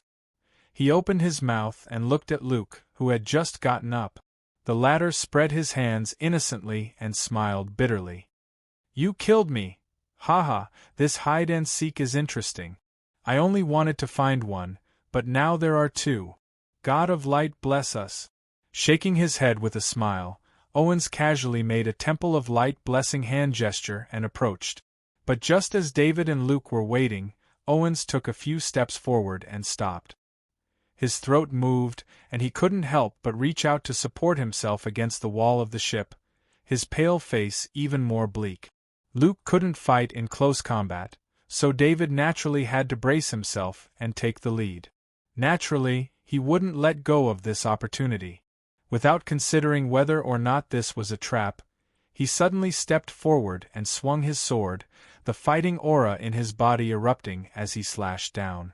At the same time, there was a sharp whistle as 3 arrows in a triangular formation arrived first. Owens was also unlucky. A great expert like him had been defeated by seasickness, but even a tiger wouldn't fall. After all, the difference in strength was obvious, and he naturally couldn't capsize in a ditch. Somewhat vexed, he punched the wall of the ship and shook his hand to throw out layers of spear shadows. Not only did they instantly knock away the arrows, they also enveloped the charging David. Even with such objective restrictions, this was destined to be a one-sided battle. David wasn't weak, but that was all. There was still a huge gap between him and Owens.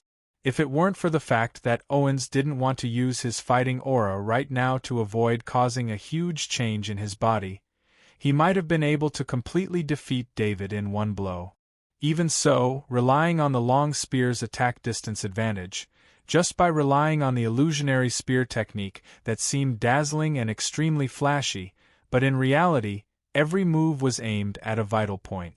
It was enough to make David's dough glow completely useless. Even if he roared repeatedly, he could only retreat step by step. On the outside, Luke was also helpless.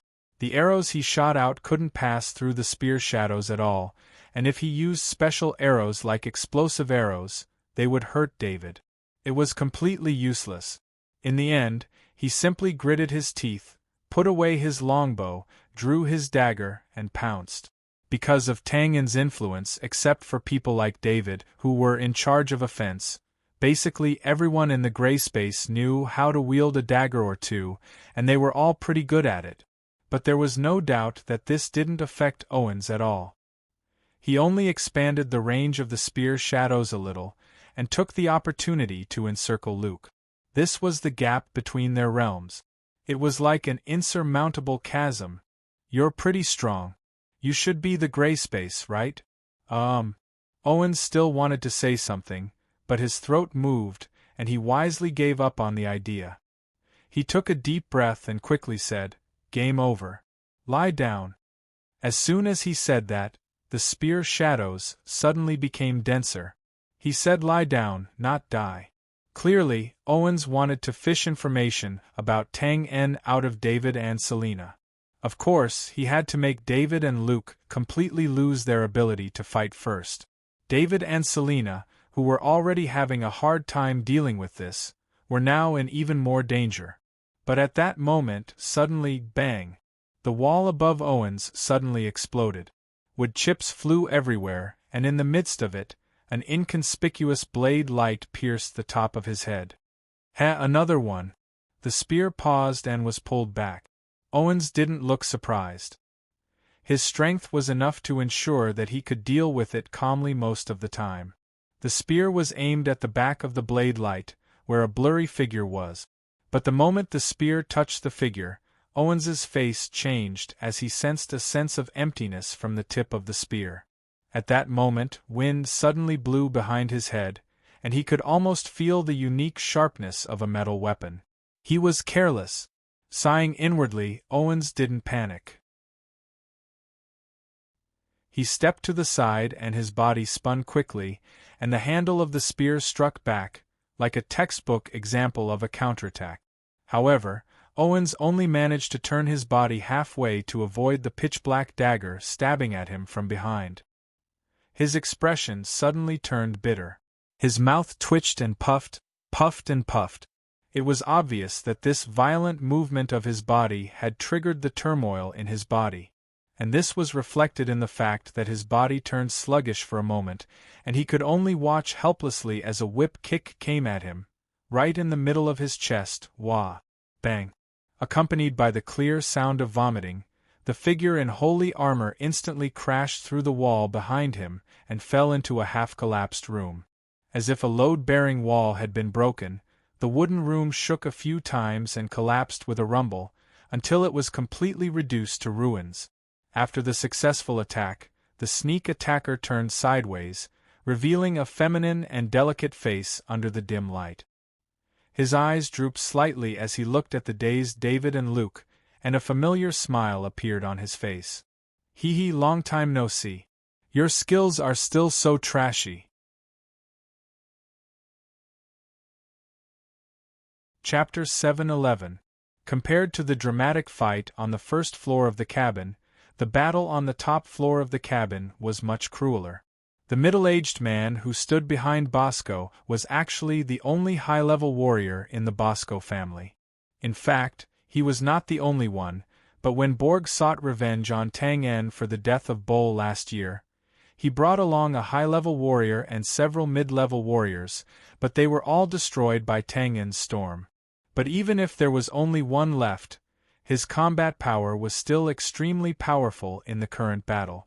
He did not come for Josiah. The strength of a magician was relatively stronger than a warrior, so the combat power of Josiah, who was at the peak of the mid-level, was similar to that of the middle-aged man. Bosco was naturally well aware of the situation, but he was also decisive. He directly ordered the middle-aged man to fight with the more than 30 scouts who rushed up. It was similar to the tactics of Tianji's horse racing in the modern world. First, let the strong of one side deal with the weak of the opposing side, and then return to help. Josiah certainly saw this point, but it was also in line with her intention. The scout's habit was to attack and then leave. Although the middle-aged man was strong enough, he was not strong enough to crush the scouts. It was not easy for him to deal with the more than 30 scouts here. More importantly, she also got the opportunity to fight with Bosco to the death. Josiah was not clear about Bosco's strength, and she believed that not many people in the Grey Coat Army knew about it. Bosco was an old fox who had rich experience. Usually, he would use his brain more than force to solve things. But this was not a problem. After a short fight, Josiah quickly judged that Bosco's strength was about the peak of the mid-level. Perhaps he used to be a high-level warrior, but after all, he was old and his strength had gradually deteriorated. Realizing this point, Josiah could not help but feel admiration for him even though he wanted to kill the other party as soon as possible. The reason was simple. Bosco's strength would certainly not exceed the high-level warrior at his peak, and if the strength of a warrior did not continue to be maintained, the speed of deterioration would be very alarming. But as the head of a family, Bosco was usually busy with chores, but now he was still able to maintain such combat power. He must have put in unimaginable effort behind the scenes. This was a man with great ambition. Of course, regardless of Bosco's temperament, Josiah undoubtedly held the advantage in the current battle. And that was indeed the case. Above the stage, Josiah stood in the center of the stage with a thin magic shield. He waved his hands and cast ice arrows, water entanglement, ice balls, attacking and binding spells. Bosco, on the other hand, was in a sorry state. His luxurious robe was ragged, and there were several ice shards on his body. Especially his irregularly bent left arm, which was obviously fractured by a heavy blow. However, his fighting spirit was abnormally strong. With a one-handed sword in his hand, he constantly moved around the stage. Occasionally, he would suddenly attack, but he would quickly retreat again. This was the standard battle scene between an otherworldly warrior and a magician. The mages relied on their magic shields to launch an indiscriminate barrage of magic attacks from a distance away. The best choice a warrior could make was to move around and attack at close range. Firstly, it would weaken the power of the magic shield, and secondly, it would interrupt the large-scale magic that required chanting. Then, they could rely on their trump card to suddenly burst out and kill the mage in one fell swoop. There was no doubt that the mage held the absolute advantage in this process. This was also the basic law of otherworldly battles. Unless the strength of the warrior reached the void level, this situation would be greatly improved. What a troublesome little guy. While Josiah secretly admired Bosco, Bosco also had a high opinion of Josiah. There was nothing to say about his own strength. How could a person who aspired to strengthen his family not care about his own safety? And relying on the protection of others was always not as reassuring as relying on one's own strength. The key was Josiah. In Bosco's view, Josiah's identity as a magician was indeed troublesome, but what really frightened him was the other party's decisiveness. In fact, not long ago, he had a chance to burst out and break the magic shield, but at the critical moment, Josiah realized that something was wrong. He decisively abandoned the magic that he had been accumulating for a long time and waved his wand. As a result, the magic wand and his left arm were broken together. With the magic wand broken, Josiah could still cast magic freely. But with his arm broken, he had to retreat temporarily. What was more troublesome was that after all, he was old. He could maintain his strength, but his body could not keep up. Therefore, a burst of power like that was actually the only chance. There was not enough time. It seemed that he had to think of another way. Bosco's eyes flashed, and while maintaining his high-speed sprint, he suddenly said, "Actually, I don't understand. As a noble magician, you can get enough respect no matter where you go. Why do you want to taint the Grey Coat Army, a lowly group?" Josiah released the ice arrow in his hand and kept moving forward, always facing Bosco head-on.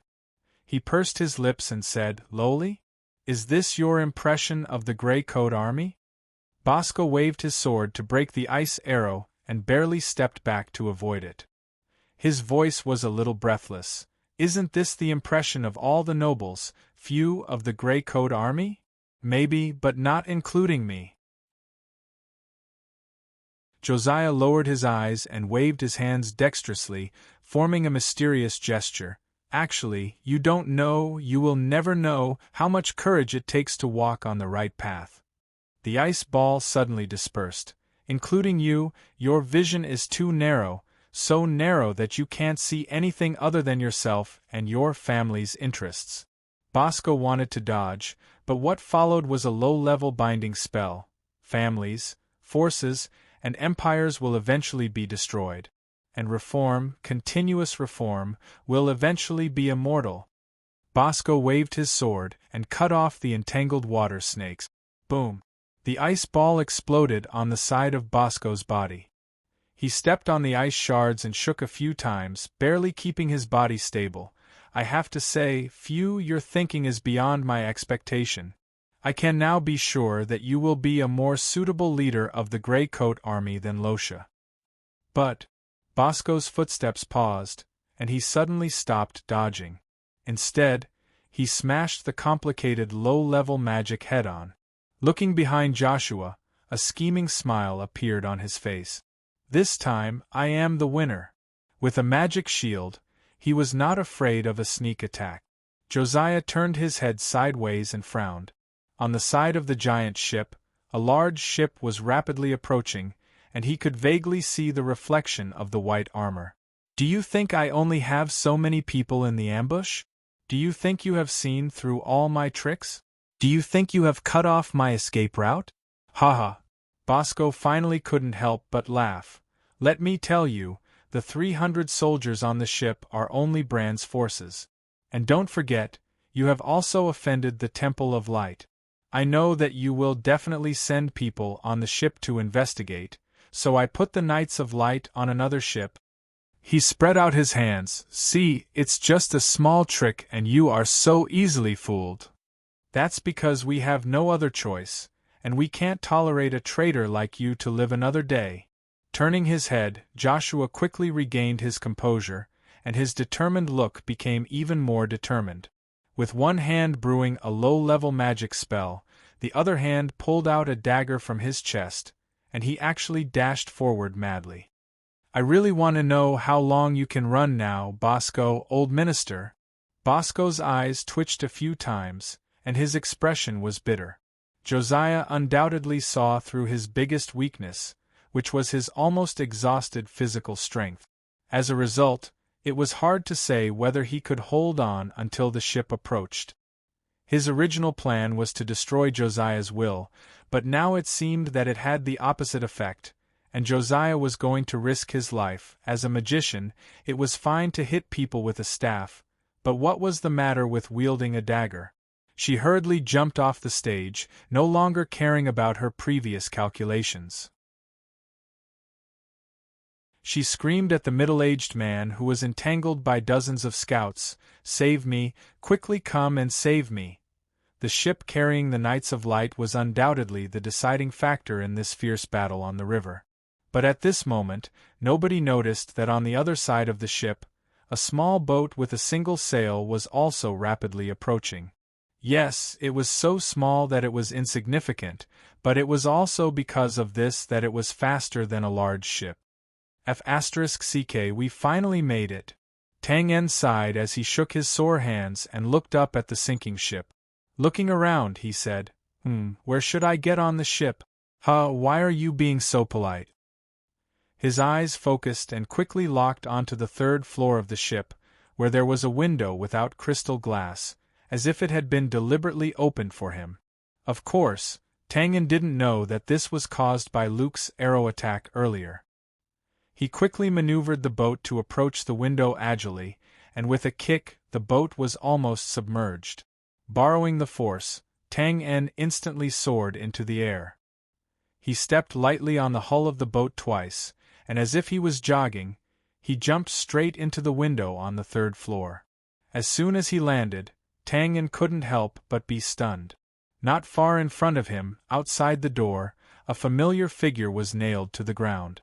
Because the hull was gradually tilting, it was floating there. Enoch?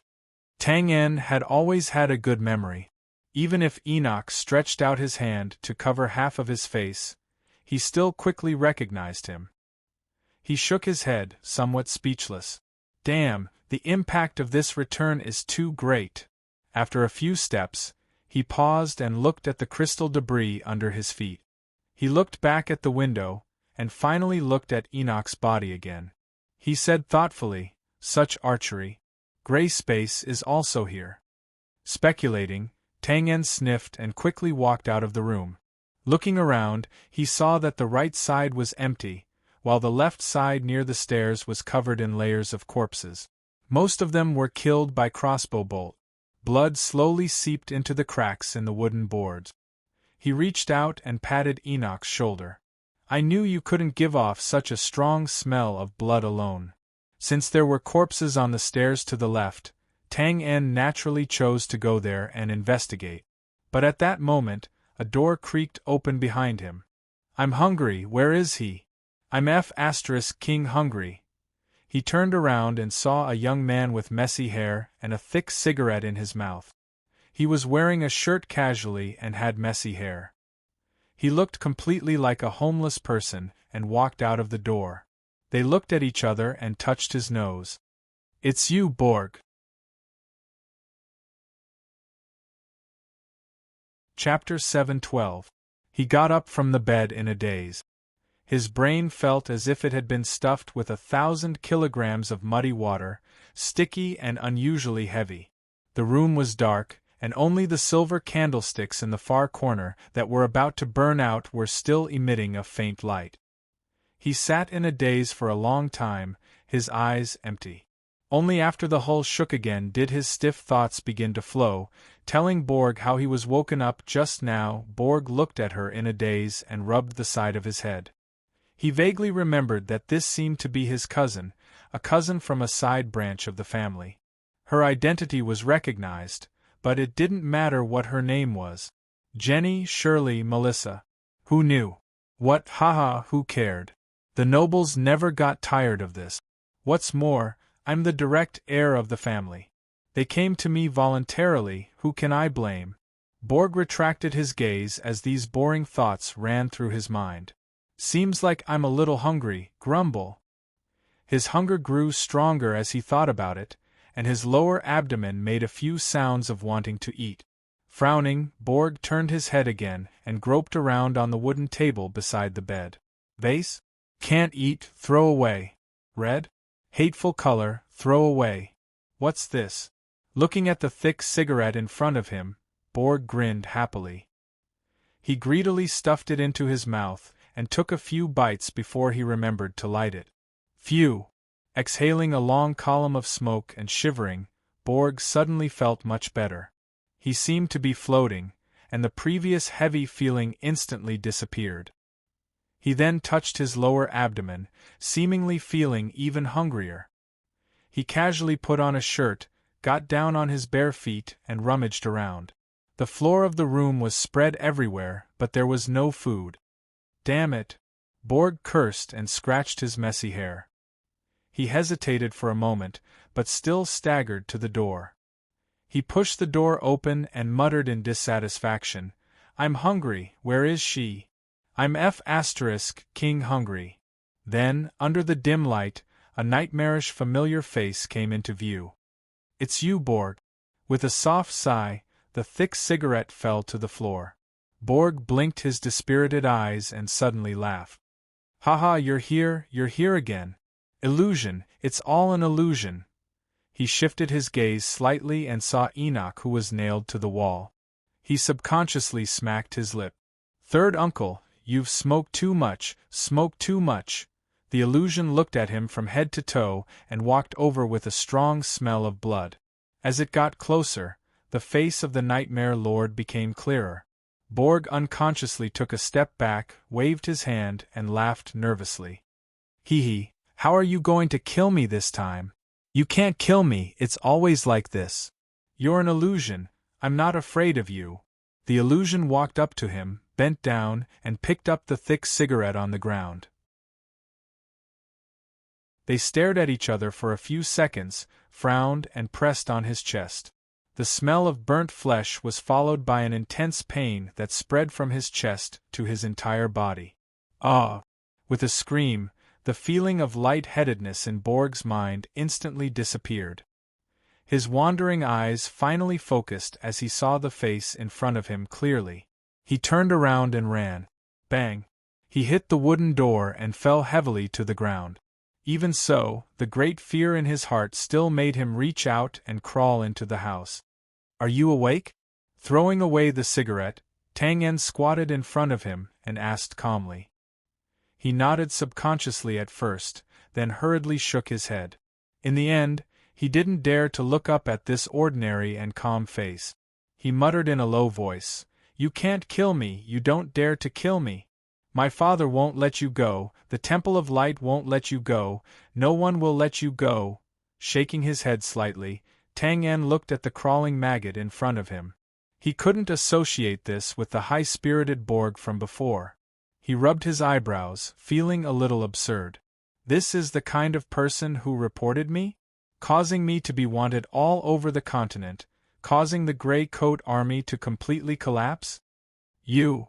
Tang En wanted to say something, but in the end, he just sighed sadly and reached out to Borg's neck. "You're still dead, Katja?" Borg subconsciously grabbed Tang En's wrist and loosened his grip weakly. Boundless darkness came in waves. Getting up, he threw Borg's body back into the house and closed the door. Tang En couldn't help but smile bitterly. After traveling thousands of miles, this was the result of revenge. It was really unexpected. Speechless, just as he was about to walk to the stairs on the left, there was a sudden tremor under his feet. Boom! A faint explosion came from below. On the first floor of the cabin, the airwaves rolled wildly and the fighting energy overflowed. The cabin that was already in ruins was now destroyed again. The hundreds of soldiers who had previously attacked the stairs had already scattered. It wasn't that they had lost their fighting spirit. In fact, as long as they attacked for a little longer, they would definitely be able to take down the stairs smoothly. But now, with the fighting energy in front of them, they had no choice but to avoid it. Haha, gray space, interesting indeed. I'm honored to tell you that I'm angry. Get lost. With a fierce roar, the shadow of a spear flashed, and a figure flew out, spitting out a large mouthful of blood in the air. He fell to the ground and rolled until he crashed into a pile of rubble before stopping. He spat out another mouthful of blood. Oh, cough, cough. He forced himself to push away the rotten wood on his body, his expression bleak and bitter. The opponent was too strong. Even if the three of them attacked together, they still couldn't fight back. Looking at the battlefield, David was still waving his sword like a madman, but his body was already covered in blood. In the gray space, his dodging skills were the worst, and he was the one who suffered the most attack. In addition, the other blurry figure was in a better situation. He constantly flashed around the opponent like a ghost, waiting for an opportunity to attack. Although the effect was minimal, at least he was able to restrain the opponent's attacks and prevent David from being killed instantly. It had to be said that this cooperation was very effective. Of course, in the gray space, these two people were the best at cooperating with each other. But this was Michaud. Luke wiped the blood from his mouth, his eyes full of indescribable complexity. Michaud was a traitor. That was undeniable. However, it was this traitor who had saved them when they were in danger. Now, he had even sacrificed his own life. Why? If you can't bear to see us die, why did you choose to betray us before? We're brothers who have gone through fire and water together. Just as Luke, who had basically lost his ability to fight, asked himself blankly, the situation on the battlefield changed again. Let's stop here. Your cooperation is good, but that's all there is to it.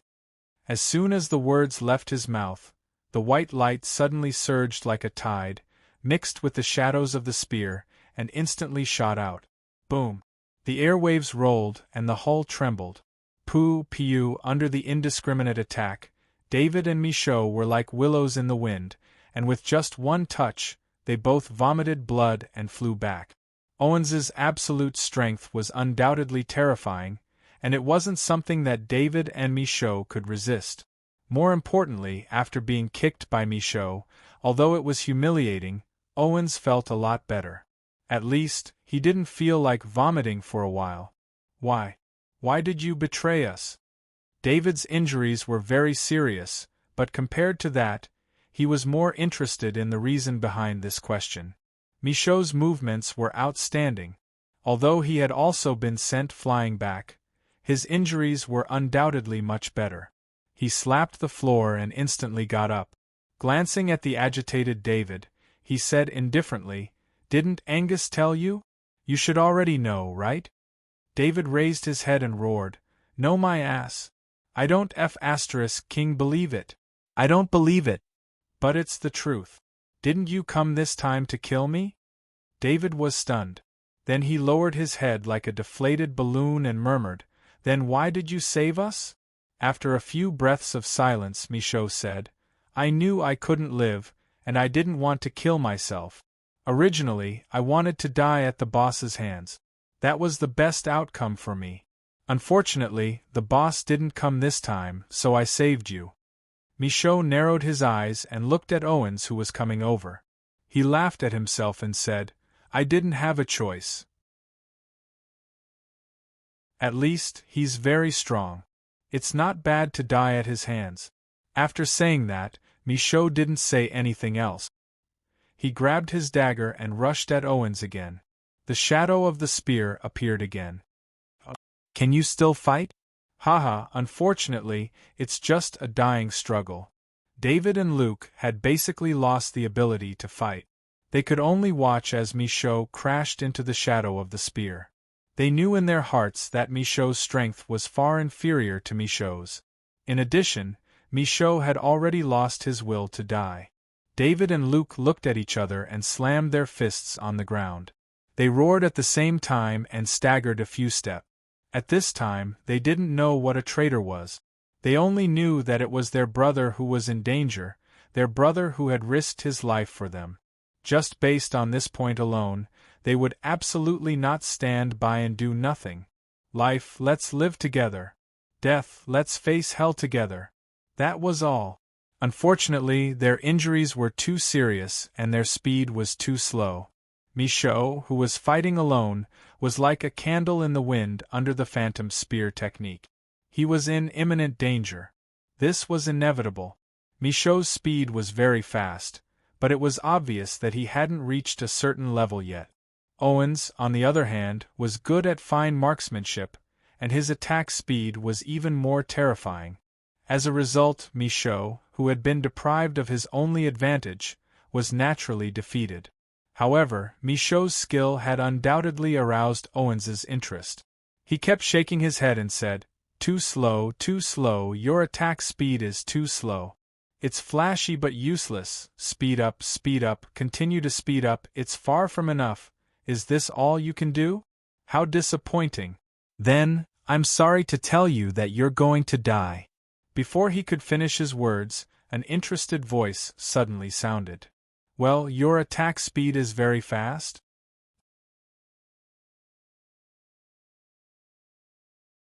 Chapter 7:13.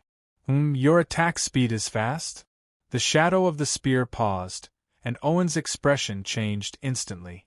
It was not that he could not tell who the speaker was, but that this sentence was clearly far away when he first heard it, but when the word fast ended, it seemed to have already reached his ears.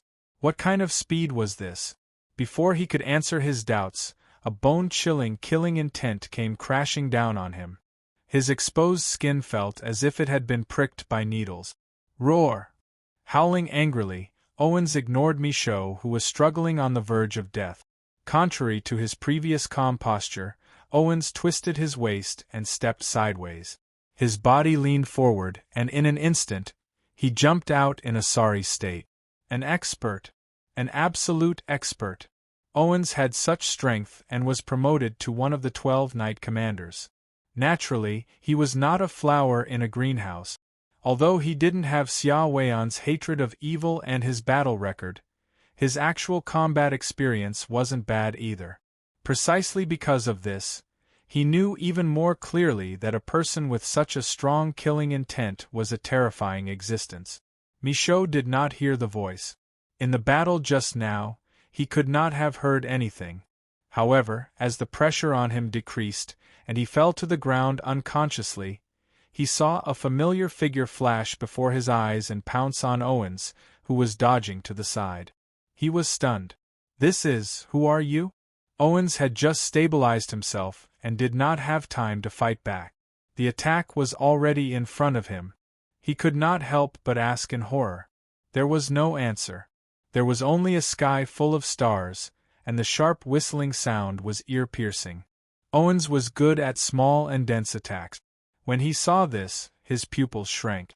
He did not panic but was happy instead. Good! He waved his long spear and did not use the domong. Instead, he also brought up layers of spear shadows to meet the attack. Although it was not said clearly, this was undoubtedly a battle of attack speed. In the world of martial arts there was nothing that could not be broken, only speed could not be broken. What the two of them were doing now was to see who was faster, whose attack was more dense, who would be the king of this narrow area when they met on a narrow path.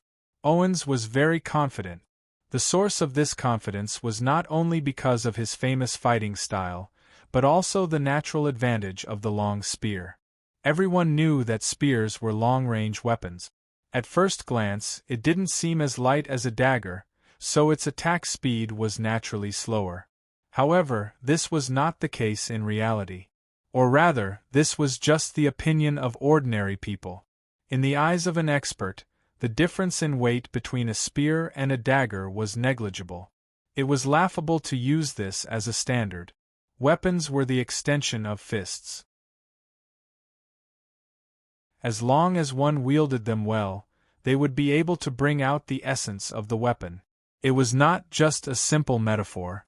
Therefore, not only would the spear not be a burden to the attack speed, on the contrary, with this buffer distance, the spear would have the opportunity to make up for mistakes. However, in less than 10 breaths, Owens's confidence gradually collapsed. Attack, suppress, counterattack again, and continue to suppress. No matter how fast Owens increased his hand's speed, no matter how dense the spear shadows were, after thrusting out, the tip of the spear would always be deflected by a very weak blade light that was enough to change the direction of the attack. Owens was very familiar with this scene, because not long ago, when facing a rapidly shooting arrow, he did the same thing. The tip of the spear instantly shattered the arrow.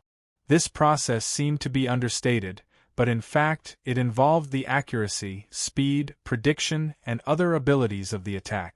It was also a symbol of the suppression of the difference in strength. Realizing this, Owens's expression changed again, and it instantly became much gloomier. The opponent was crushing his attack speed. He still had the strength to spare? In extreme shock, he couldn't help but exclaim again, "Who are you?" "Not far away." "Boss." David, Luke, and Michaud looked at the familiar figure, the dagger, and the fact that he was able to maintain his precise fighting style even while moving at such a fast speed. "Boss." David, Luke, and Michaud murmured as they answered Owen's question. Yes, this must be the boss. David and Luke were instantly excited. Previously, although they had always believed that the boss would not have an accident in the northern wilderness, it was also a fact that he had not returned for a long time. Therefore, when they talked about it, they couldn't help but feel nervous.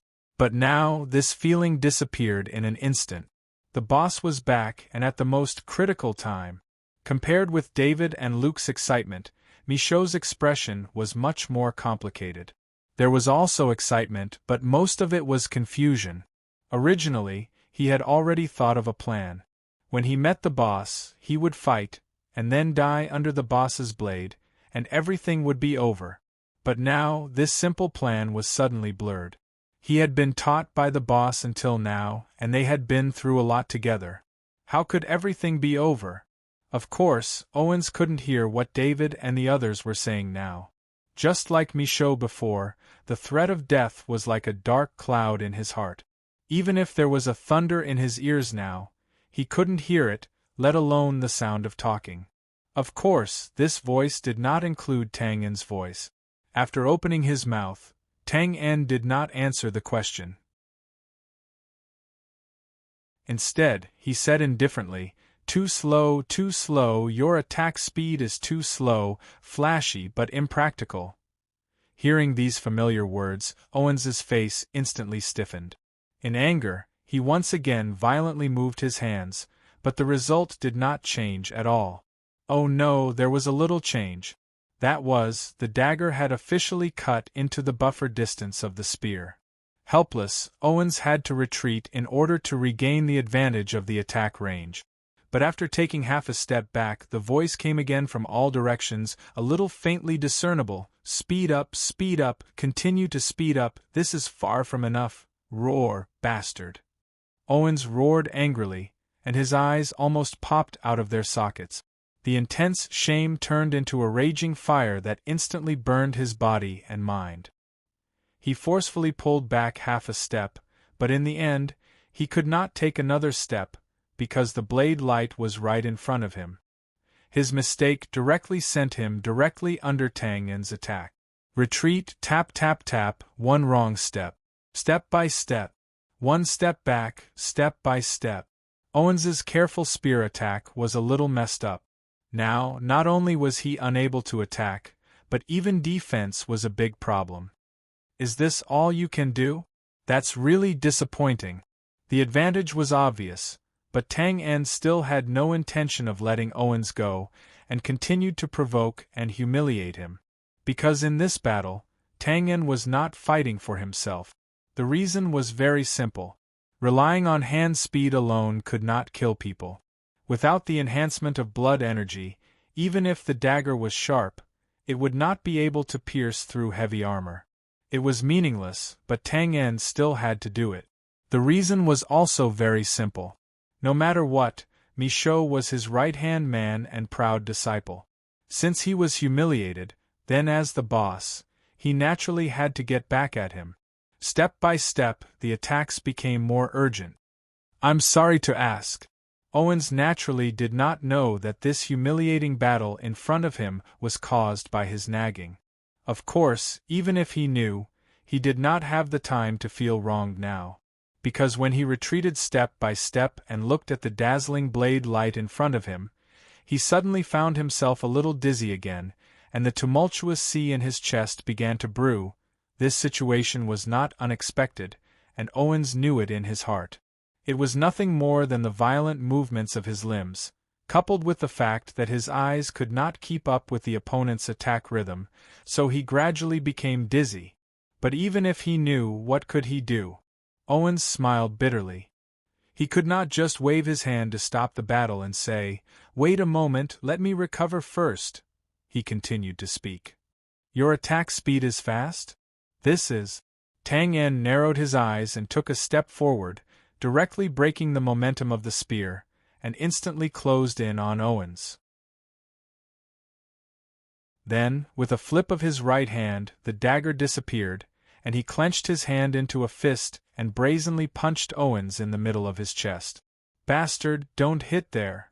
Owens could not save himself in time, and could only watch as the fist hit the most powerful part of his body. Bang! His body leaped backwards, and he flew more than 30 meters in the air. Suddenly, puff, a fountain bloomed in the air. However, this time, it was not blood, but yellowish acidic water and a little vomit. It was a very spectacular sight. Although there was something strange about the vomit, Tang En did not think in that direction, and only lightly finished the second half of the sentence. "This. Who gave you this confidence?"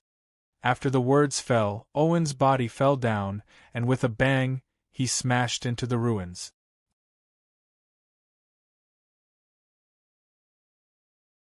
Chapter 7:14. Who gave you the confidence to do that? It was still a faint voice, but it slowly reverberated in the cabin that had suddenly quietened down. There was a great sense of irony. As the saying goes, you have to be thorough in slapping someone in the face. In order to get back at Michaud, Tang En had to go all out this time. He had to beat Michaud to a pulp. And in fact, he did it from the moment the artificial fountain appeared in the air. Owens knew that he had lost a lot of face this time. Last time, it was because he was careless that Michaud's sneak attack succeeded. But this time, there was no excuse. The other party had indeed completely destroyed him, and it was in the field that he was best at. It was precisely because of this that in a situation where his mind was in a mess, Owens completely forgot to stabilize his body and plunged directly into the ruins like a kite with a broken string. Turning around, Tang En looked at the excited David and Luke and nodded. Then, his expression darkened, and he walked up to Michaud, who had lowered his head. After a moment of silence, Michaud asked, "Why?" Tang En only knew that Michaud had betrayed him, but he didn't know the details. Michaud opened his mouth as if he wanted to say something, but in the end, he just shook his head and murmured in a low voice, "No reason. Boss, just kill me. I really can't live anymore." After this conversation, the atmosphere became tense again. David, who was not far away, shouted anxiously, "Boss, don't listen to this B******'*'*'*'*'*'* nonsense. He just has a psychological problem. He can be cured, definitely." When they came, David and the others were hesitant about whether to kill Michaud or not.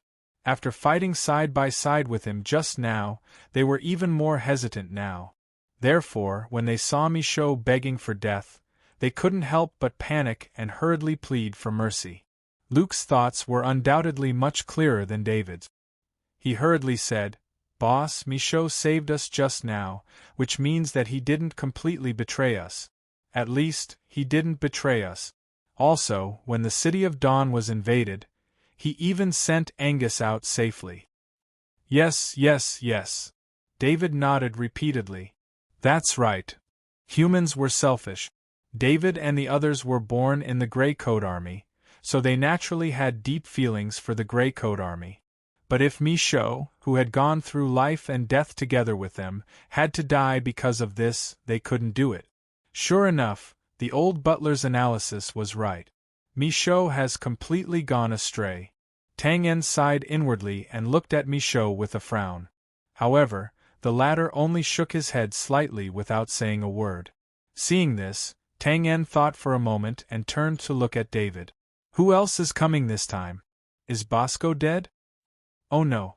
Luke was stunned at first, but then his expression changed drastically.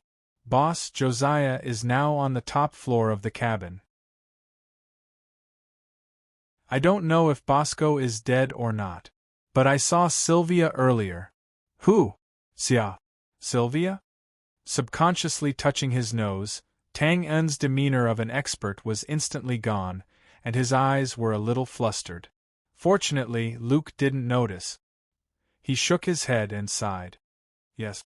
Alas, we were too reckless this time. The other side has Sylvia and that guy just now. Everything bodes ill for us. Twain quickly calmed down and muttered to himself for a moment.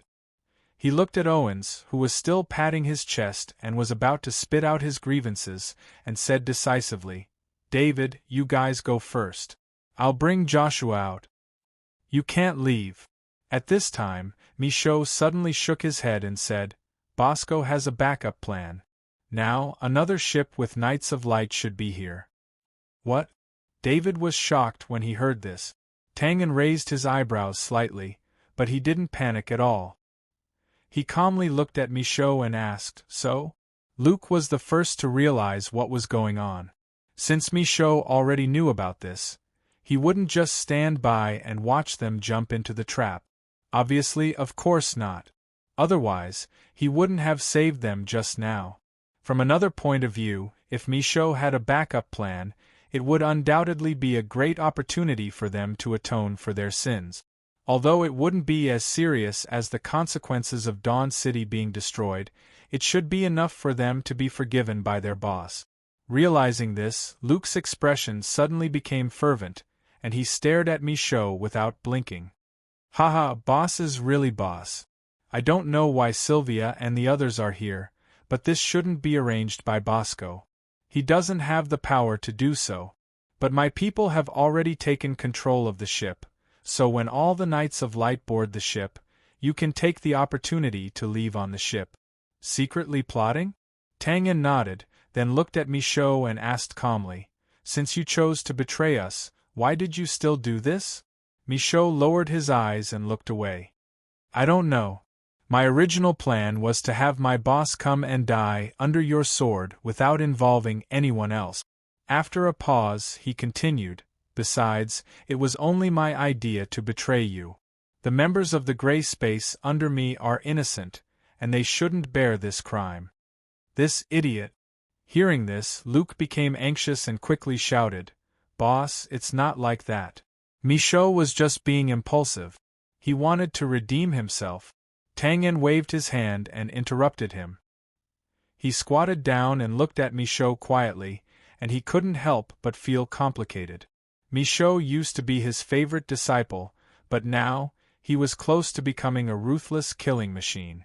After a moment of silence, Michaud said, Do you want to die? Die at my hands? Yes. Tang En shook his head and smiled mockingly. Sorry, you don't deserve it. Michaud, you don't deserve to die at my hands, and you don't deserve to die in front of me. I'm very busy right now, so you better get away from me before you die. He also whispered something, but David and Luke, who were not far away, did not hear him. They only saw Tang En suddenly reach out and grab Michaud's collar. He stood up and swung his hand, shouting, Get lost! Michaud's body flew out like a sharp arrow, and with a bang, he crashed through the wooden wall of the cabin and fell into the water. No. Boss, seeing this, David and Luke's expressions suddenly changed. They stretched out their arms and cried out in alarm. They knew very well that Michaud was seriously injured and couldn't go anywhere, and even if he was fine, there was no way he could survive in this vast river. Stop! Tang Yen shouted and stopped David and Luke from going to the broken wall. His face was gloomy, and he said coldly, "From this moment on, Michaud is no longer in the gray space." After saying that, he turned around and looked at the startled scouts at the stairs. He waved his hand and pointed at David and Luke. "Carry them out. Also, gather everyone on the deck." Yes. The brand soldiers looked at each other and didn't dare to stop the scouts from coming over. They could only watch as the scouts carried the 2 wounded soldiers out of the cabin. At this time, the giant ship was leaning to the right, and the river was constantly sinking into the sides of the ship. It was as if there was a monster under the ship, trying to swallow this big piece of food. As for the large cargo ship that Josiah and Luke came here, because of the giant ship, only the masts were standing alone and the sails were floating with the wave. On the top floor of the cabin, now only Joshua, a dozen scouts, and the middle-aged advanced martial artist who was blocking the path to the white roof were left on the observation deck. As for Bosco and the clansmen who had previously escaped, they all went to the top of the roof and disappeared. Bang! Bang! Bang! Their figures flashed and roared. The remaining dozen or so scouts rushed forward one after another, but the gap between their strength and that of the middle-aged man was too great. Although the middle-aged man was also covered in blood and was on the verge of collapsing, it was impossible for them to open a passage. At this time, a loud shout was heard. "Get out of the way!" Upon hearing the sound, the scouts dodged one after another, giving way to Joshua's figure whose robe was fluttering. With a frosty face, she made a few mysterious gestures, took a step forward, and pushed forward with difficulty. Whirling ice storm. As soon as her voice fell, hundreds of sharp ice prisms appeared out of thin air and spun around her hands, almost like illusions. Following Josiah's gesture, they instantly shot out and rushed toward the middle-aged man. This middle-aged man had the cultivation of a senior warrior, and the scouts couldn't do anything to him. But Josiah was different. Her strength was not weaker than the opponent, and now that she seized the opportunity to chant a senior spell, she was like a tiger that had grown wings. Roar! Because his vision was blocked, the middle-aged man couldn't interrupt the spell in time. He could only roar, mobilize the strongest fighting aura in his body, and bite the bullet. Bang! Bang! Bang! Under the domineering fighting aura, the ice prisms exploded into pieces and turned into crystal-clear glass. But the good times didn't last long. Although the fighting aura was strong, the subsequent power was getting weaker and weaker, and the ice prisms in Josiah's hands continued to appear out of thin air, spinning and shooting out, not giving the middle-aged man a chance to breathe. Finally, boom! After a wave of ice prisms exploded, the middle-aged man's burly body suddenly spurted out blood, and he flew backward with a miserable howl. Seeing this, Josiah stepped out without hesitation, withdrew the spell, and quickly ran toward the passage. But just as she poked her head out from the ceiling, the night wind blew her long hair. She saw Bosco, who was 100 meters away, holding a large crossbow, aiming at the approaching ship on the left, and pulled the trigger. Whoosh! In the whistling sound, the ropes piled up at Bosco's feet rapidly reduced, and then, a dull sound drifted along with the wind. The long ropes were taut, forming a downward slanting rope bridge between the two ships. After doing all this, Bosco threw away the large crossbow, turned to look at Josiah, and laughed happily. "Ha ha, you are still one step behind me." He put his hand on the thin rope, and his old face was full of complacency. "Do you still remember this, Tang Yen's flying technique? Haha, it's really ironic. I didn't expect that one day I would rely on his ability to get away." Josiah was in a daze, looking at the taut rope, and then looking at the light knights who had boarded the ship below. His determined expression finally changed. "It's over, it's all over. But I didn't expect that in the end it would be his thing that made me fail. It's really ironic. the more than 10 scouts were also stunned, and a kind of emotion called despair gradually emerged in their dull eyes. Did I still fail?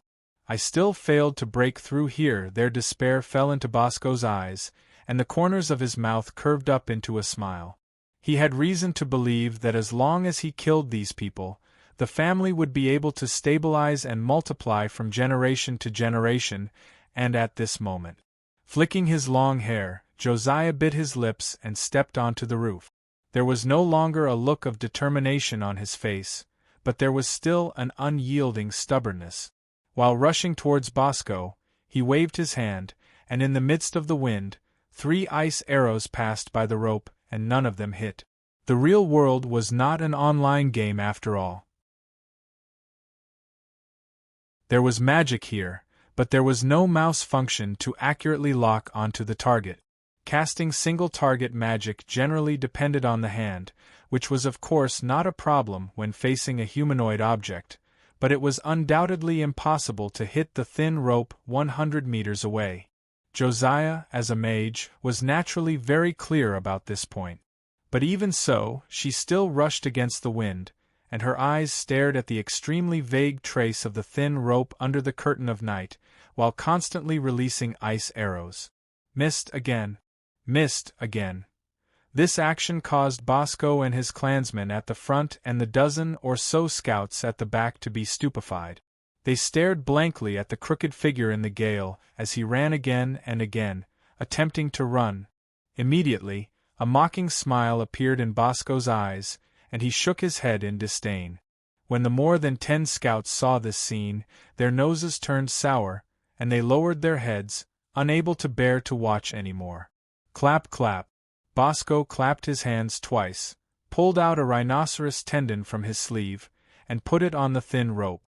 He turned to look at Josiah, who was dozens of meters away. I have to say, you have shocked me again. But unfortunately, I am the winner. Ha ha. He looked up to the sky and laughed, and he was about to use the momentum to rush out of the roof. But at this moment, are you sure? Swish. The strength in his hand suddenly lightened, and Bosco staggered a few steps, almost falling into the river because of his body leaning forward. Immediately after, swish. A strong wind instantly swept past his face. Although it didn't hit him, the burning sensation still startled him, and he couldn't help but take a step back.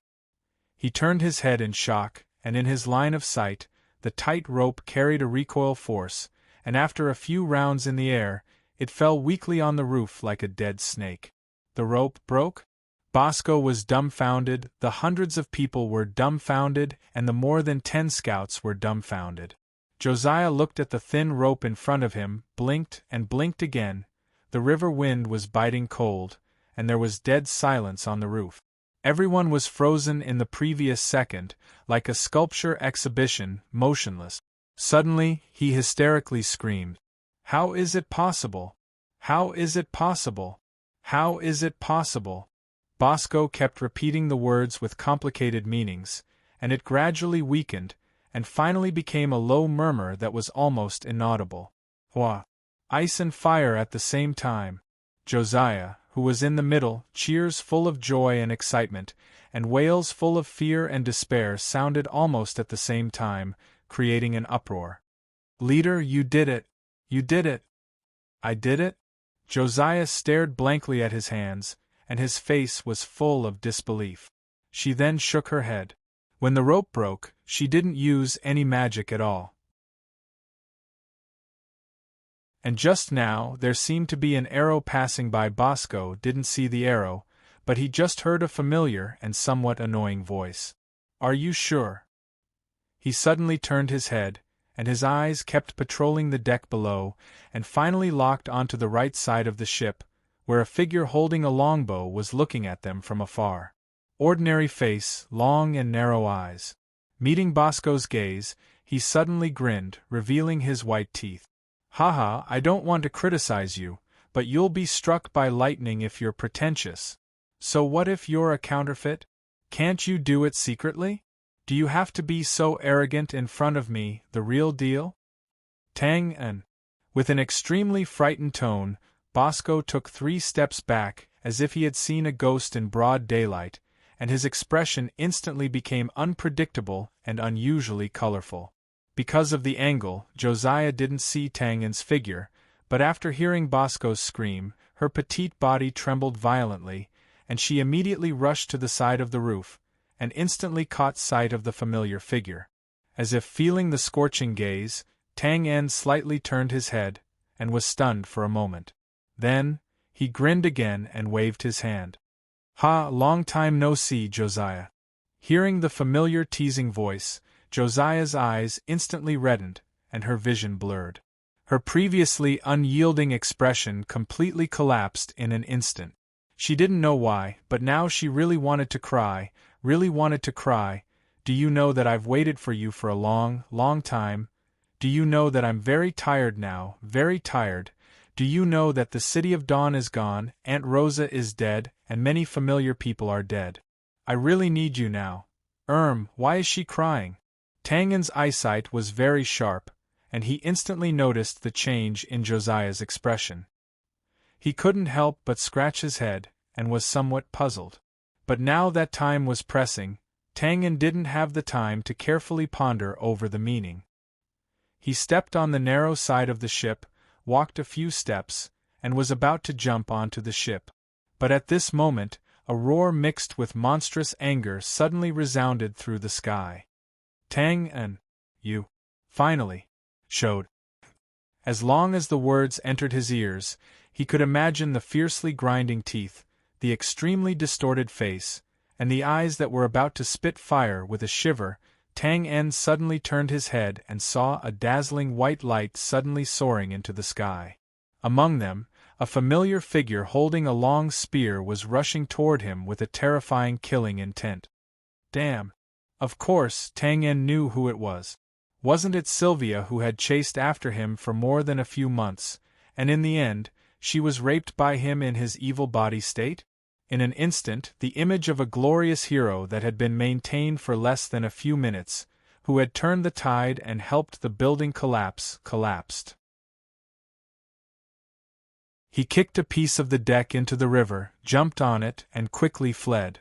In his hurry, he didn't forget to wave at Josiah, and then a voice slowly came along with the biting cold river wind. "Well, I'll leave first, see you later."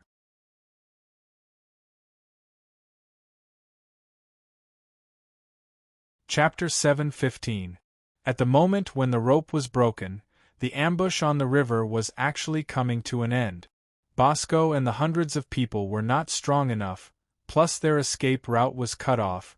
They were full of despair, and did not have the slightest desire to resist. In the chaos, Josiah fulfilled his promise and pierced Bosco's heart with an ice arrow. Finally, this treacherous old fox closed his unwilling eyes. Before he fell to the ground, a scout with a black balaclava rushed over and took away Bosco's head with a dagger. As soon as Bosco died, the monkeys would scatter. Those clansmen didn't make any form of resistance. They didn't even know how to escape in their muddle-headed state.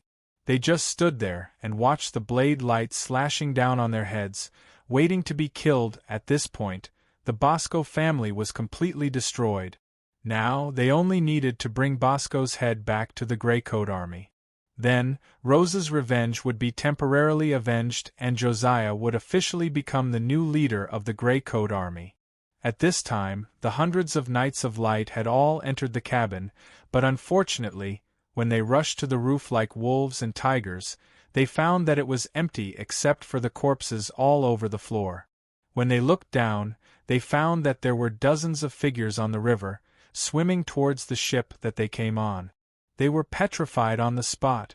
Before the Knights of Light could understand what was going on, they saw people on the side of the ship putting down rope ladders and tacitly picking up the dozens of people in the water. They then turned the rudder and quickly left. Our ship has been robbed? Realizing this, the Knights of Light looked at the sinking ship under their feet and another question popped up in their minds. Then, what should we do? Suddenly, there was an uproar. Now, there were no more than 2 options in front of the Knights of Light.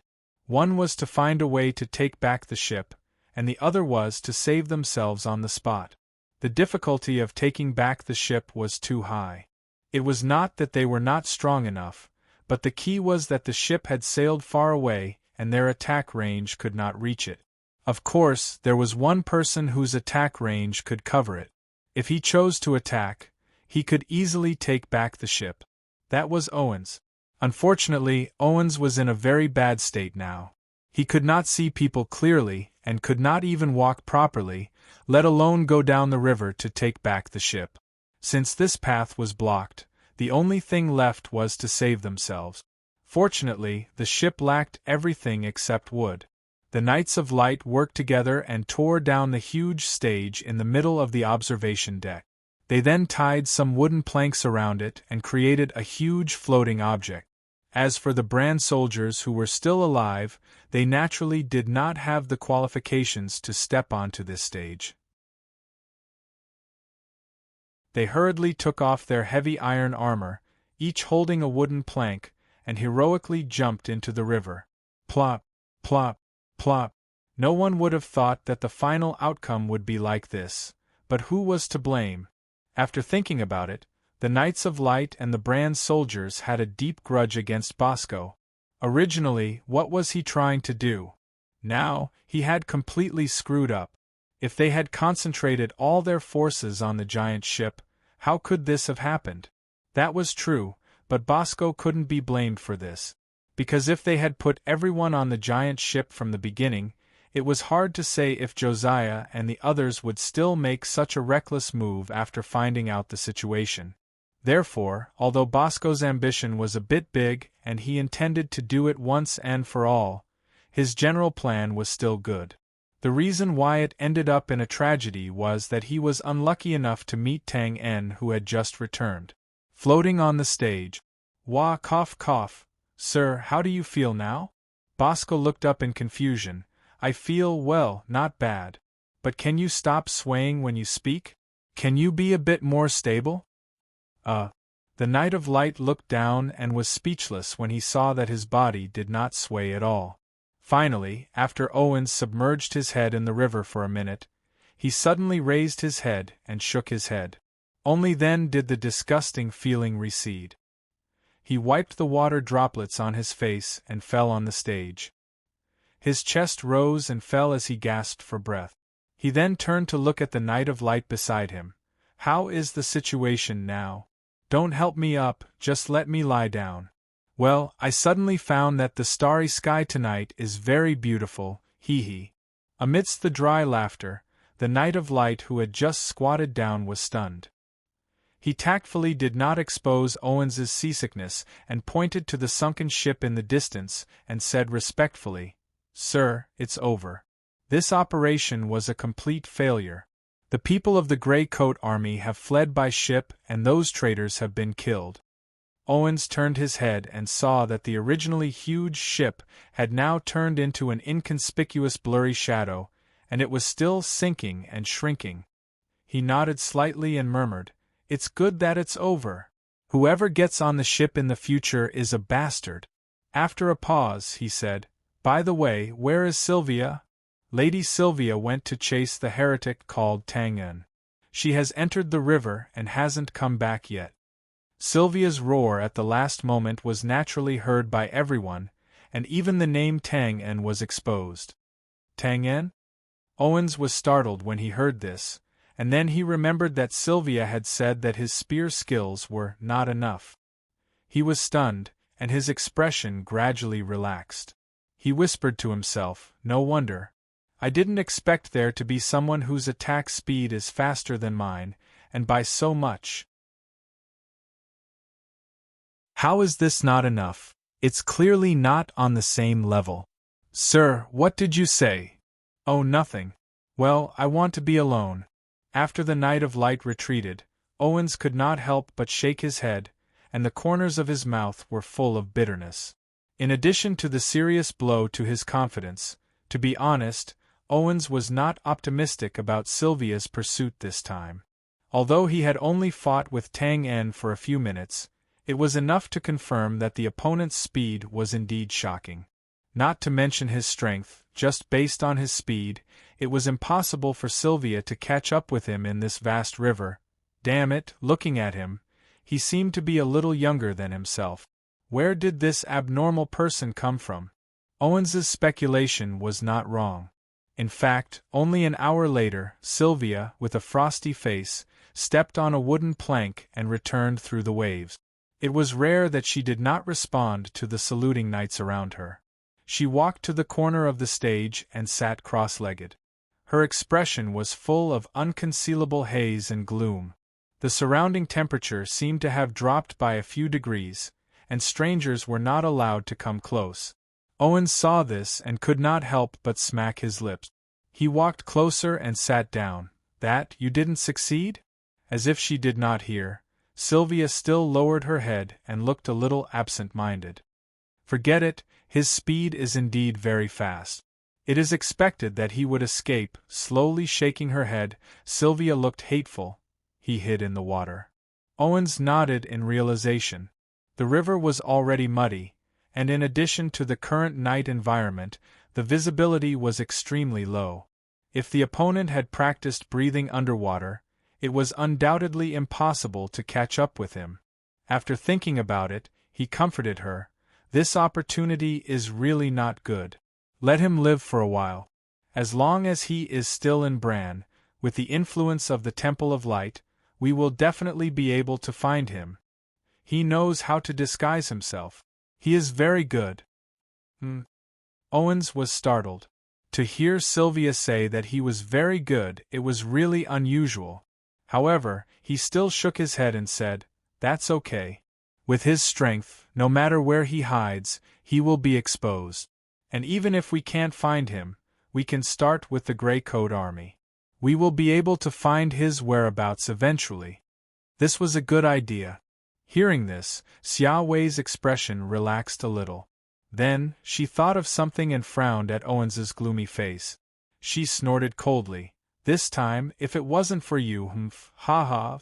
Owens chuckled a few times, then turned his head away awkwardly and said stubbornly, "You can't blame me for this. Besides, as you can see, I'm just not in the right state this time. When we reach land, who knows who will win or lose? What's with your expression?"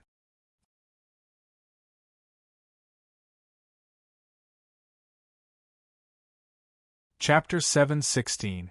The next day, everything was peaceful as usual. The fierce battle on the river didn't cause any disturbances. It was like the wind blowing across the lake, causing ripples. After the wind blew, the lake was still as calm as before.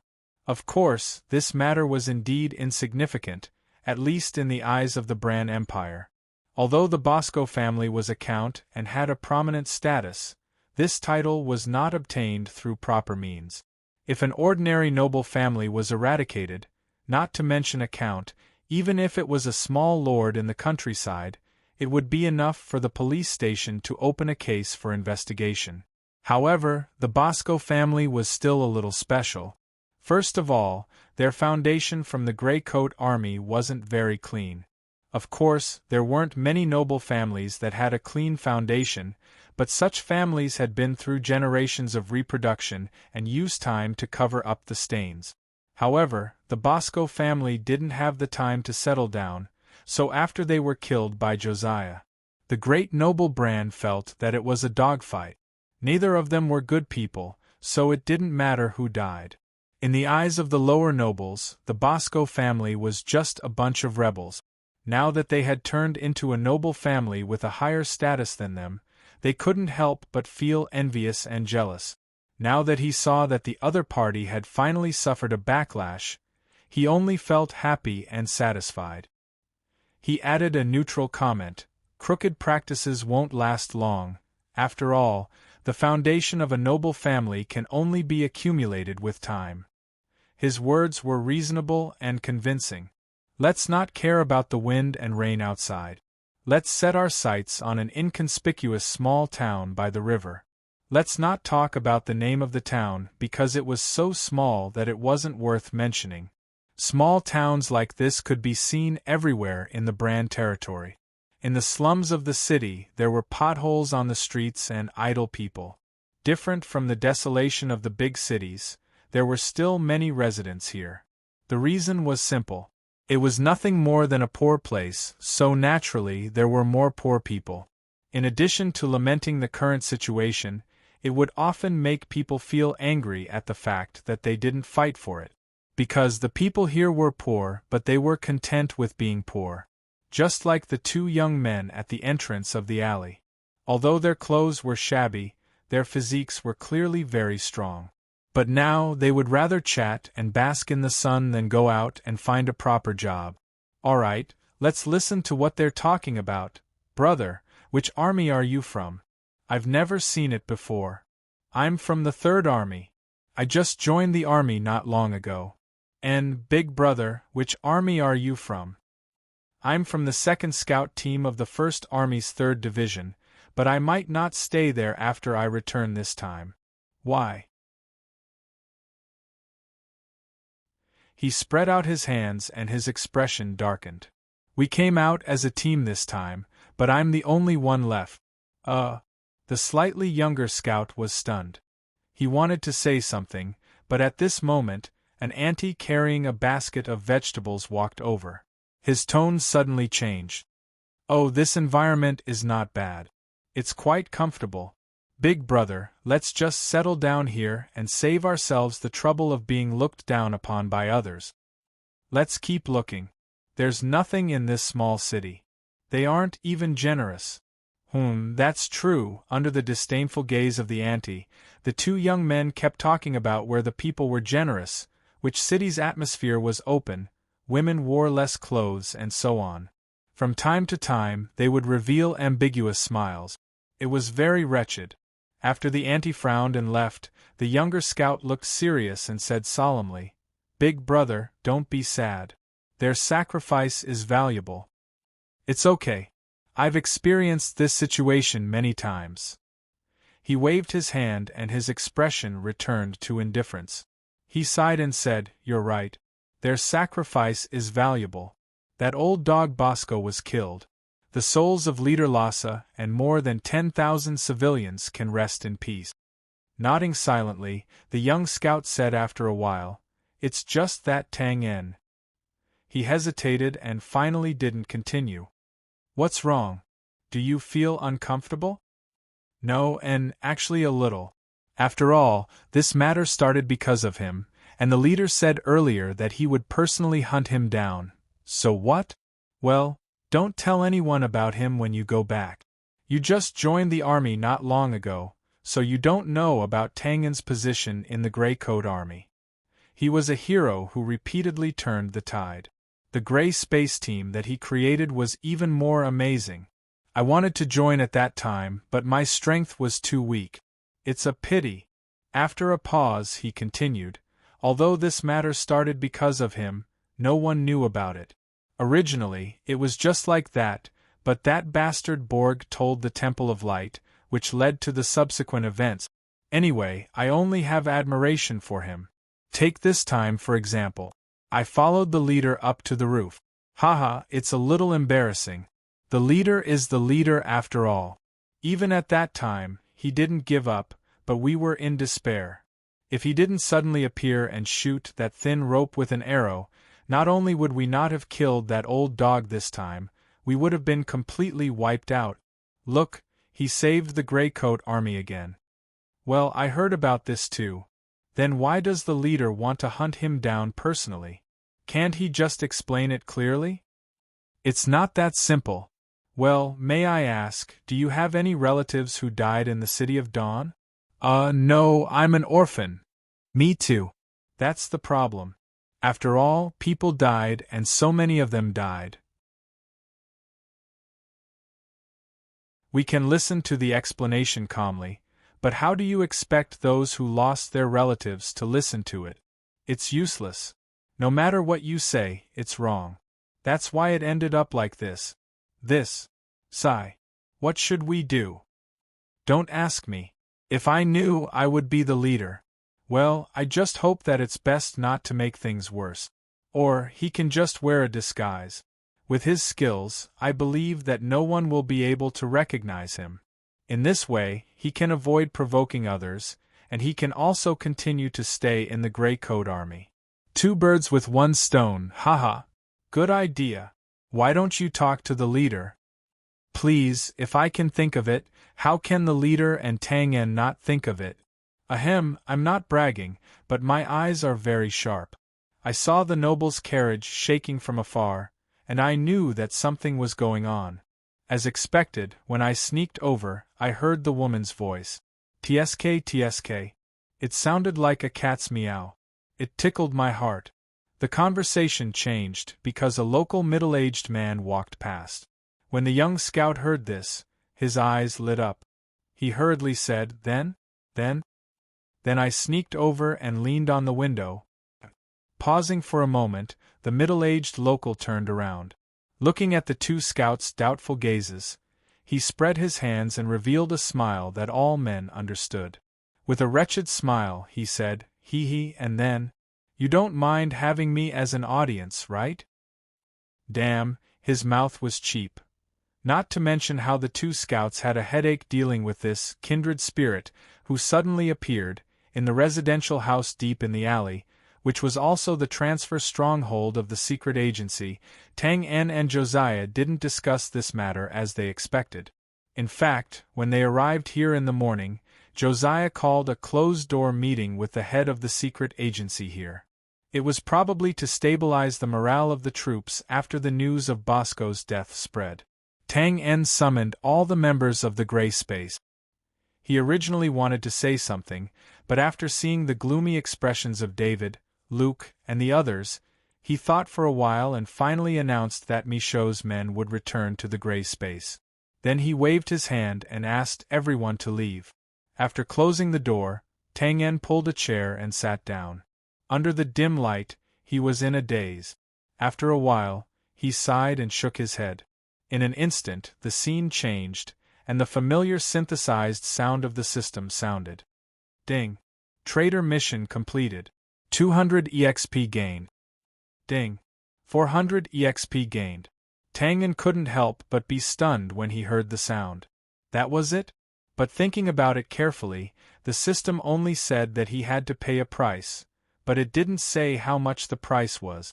Naturally, there was a lot of room for him to do something. After all, he did throw Michaud against the cabin wall.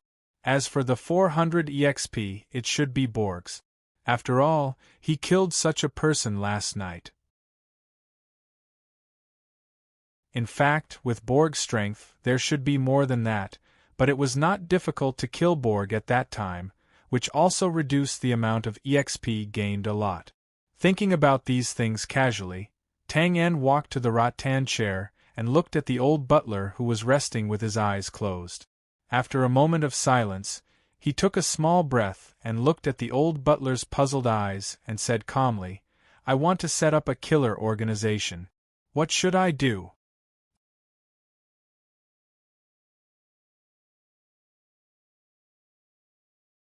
Chapter 717. I want to set up an assassin organization. What should I do? His words were dull, but his attitude was still serious. But with this level of seriousness, it was hard not to think that he just wanted to make tomato eggs and was asking how to prepare the ingredients. But these seemingly joking words were indeed sincere from Tang En's heart. A few days ago, he said that he wanted to overthrow the Temple of Light. Obviously, this was not just empty talk.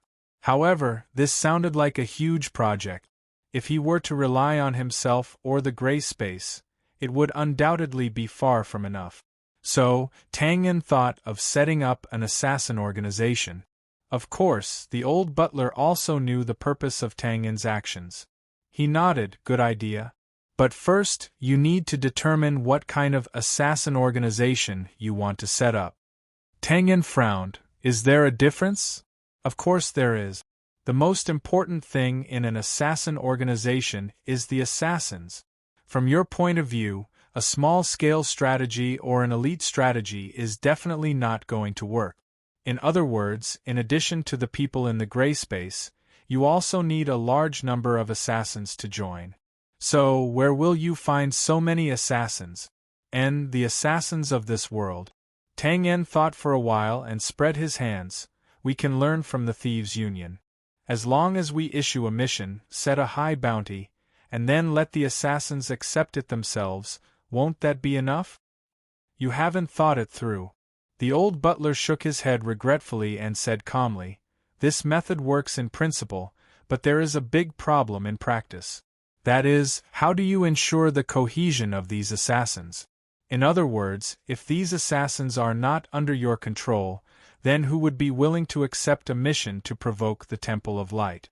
You must know that this is not a matter of how much the bounty is." Tang En was stunned when he heard this. He realized that he had not thought it through thoroughly. Yes, not to mention that the Thieves' Union did not have any missions that involved the Temple of Light. Even if there were, the assassins might not dare to accept it. After all, not everyone was as reckless as him. As soon as he was wanted by the whole continent, he clearly declared that he would fight to the death with the Temple of Light. He scratched his head. Then how do I ensure the cohesion of the assassins? Of course, the most effective way is to nurture them yourself. Remember Z's Ninth Army?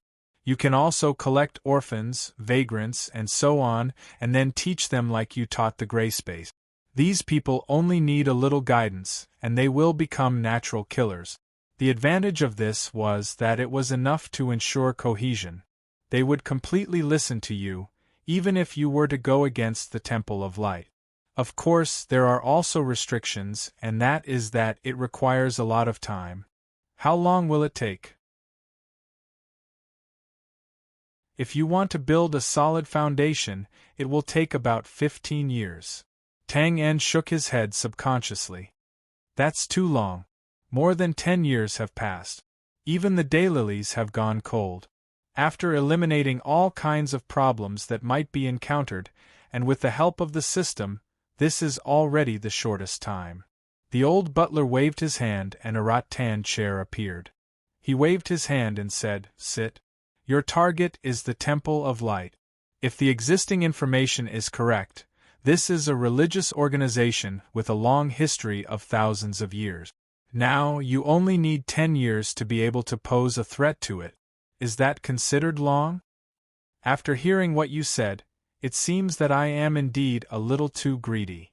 Tang En imitated the old butler and lay comfortably on the rattan chair. After thinking about it, he still asked a little unwillingly, "Is there really nothing that can be done quickly?" "There is." The old butler nodded slightly unexpectedly. "If you want to control someone, it's nothing more than giving them what they want. Think about something that you have that can allow you to control most of the other world's combat aura warriors. Of course, this method is a little underhanded." "Damn!" Tang En sat up instantly, his face full of disbelief. "Control most of the other world's combat aura warriors? Do I have that? Old butler, are you kidding me?" His body trembled, and a bolt of lightning suddenly flashed across his mind. Otherworld, combat aura warriors, control. The old butler glanced at him, his expression indifferent. "Looks like you've thought of it too." "That's right, it's combat aura channels. Brand's power system was basically combat aura and magic. The talent required for magic was too high, and only a few people could cultivate it. Therefore, there was no doubt that combat aura was cultivated the most, and combat aura warriors were the most in the other world. As for combat aura channels, it was a nature-defying thing that could increase one's combat aura strength in a very short period of time. Once it was released, even a fool would know that it would definitely cause a stir in the entire Xiai's mainland. After being stunned for a moment, Tang En could not help but nod after a while. "I admit that this thing has such a great charm. But if it's released just like that, what if the enemy gets it? Won't their strength increase as well?" "Hee, I'm afraid they won't be able to get it." The old butler's lips curled into a rare smile. He chuckled twice, and his tone was very meaningful. However, when Tang En saw this smile, he could not help but shudder. The standard devil's smile was too strange. After a pause, the old butler regained his calm expression and said indifferently, Think of Ghostface's final appearance. Ghostface. As soon as this name entered his ears, Tang En's expression froze. He only felt that the things around him were suddenly near and suddenly far away, illusory and illusory. He blinked. From the top of his head to the soles of his feet, every hair on his body was numb. After a while, he licked his suddenly dry lips and looked at the devil lying beside him. He said with difficulty, "You mean to release combat aura channels that can cause people to go berserk? What the F***ck? How is this a little damaging? This is simply F***king extremely poisonous. That's roughly what I mean. Of course, at first, we must let the assassins have a taste of the sweetness. Just a little bit, and it's enough to see the effect. And if they want to obtain a further channel, they must join your organization. Yes. The organization can divide different levels according to the completion of the mission. The higher the assassin's level, the more complete the combat aura channel they obtain. Of course, there are problems with this complete combat aura channel.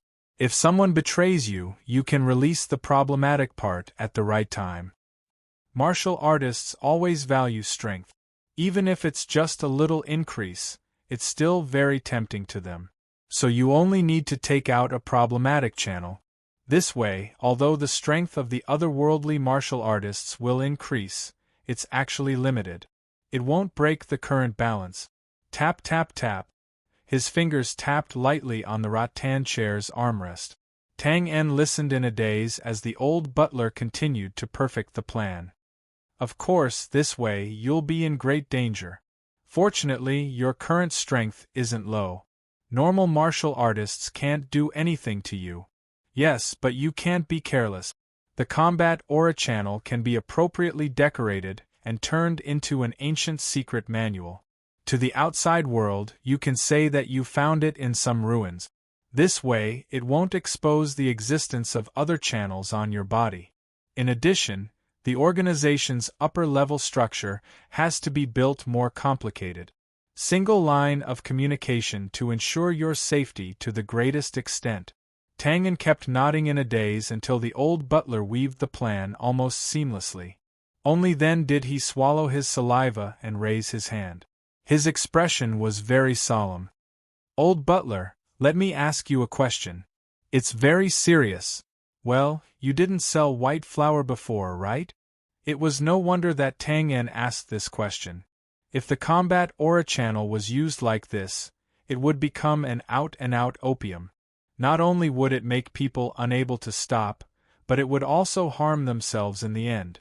Moreover, this rigorous promotion idea, single line of communication, and so on sounded like the method of selling white flour. However, regardless of whether it was selling or not, Tang En's safety could indeed be guaranteed. This was also the reason why the old butler proposed this method now. After all, even if the combat aura channel was disguised as a secret manual, this secret manual could still improve a martial artist's strength. As the saying goes, treasuring a jade ring becomes a crime. It was just like the martial arts novels that Tang En read in the modern world. As long as a peerless secret manual appeared, the person who got it first would definitely die. That was to say, Tang En's strength was not low now, and he basically did not care about those below the void level. This was why he had some capital to come out and show off. After finalizing the most core problem, half of the matter was solved. Next was the various obstacles that would be encountered after the implementation. Funds. The old butler said first. Funds must be sufficient. After an assassin rises to a certain level, he can use the combat aura channel to replace the bounty, but the bounty to keep up the facade must be in place. This is not a problem. I can get it from the Yadong merchant group in the early stage. As long as someone posts missions in the later stage, it should be able to ensure a balance of income and expenditure. The old butler nodded. Next is the problem of channels. Tang En was surprised. What channels? Simply put, you have to let the employers who want to post missions know about your platform. You also have to let the assassins know that there are missions available on your platform. Well, the only thing I can think of is putting up small advertisements. Cough cough. Tang En also knew that this idea was a bit unreliable. How could an assassin organization advertise so openly? If he really did that, he was afraid that before the employers and assassins came, he would attract the garrison cavalry of various cities first. Signboards need time to build up. Since you want to achieve it quickly, there is only one way. The old butler spread his hands and said, "Step on others to get to the top, and steal other people's ready-made channels." Tang En heard this and touched his chin thoughtfully. The Thieves' Guild is impossible. The scale is too big and it's even government-run. The Bounty Hunters Guild? That's right. The old butler nodded with rare praise. The Bounty Hunters Guild is private. More importantly, it has enough reputation. As long as you steal their business, your assassin organization's signboard will also become famous. Tang En waved his hand decisively. Then it's settled. Let's start with the Bounty Hunters Guild. The silent space was illusory and silent.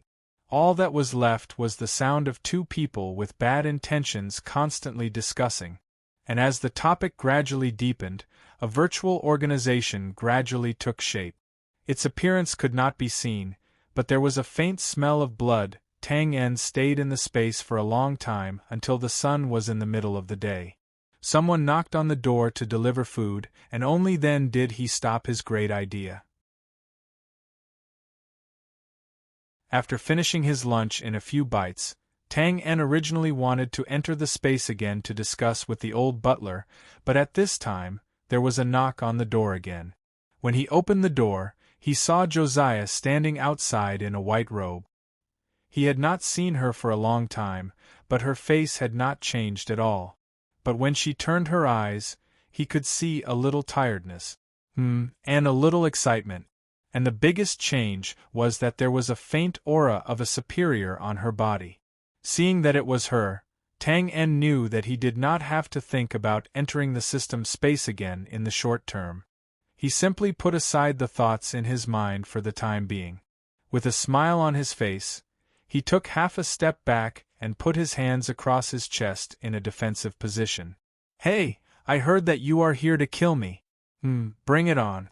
Don't expect me to be merciful." Before he finished speaking, Josiah's eyes were already slightly red. She bit her lips and suddenly took a step forward.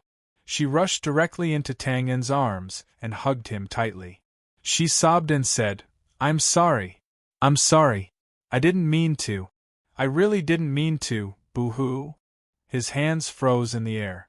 After a while, they landed gently on Josiah's slender back.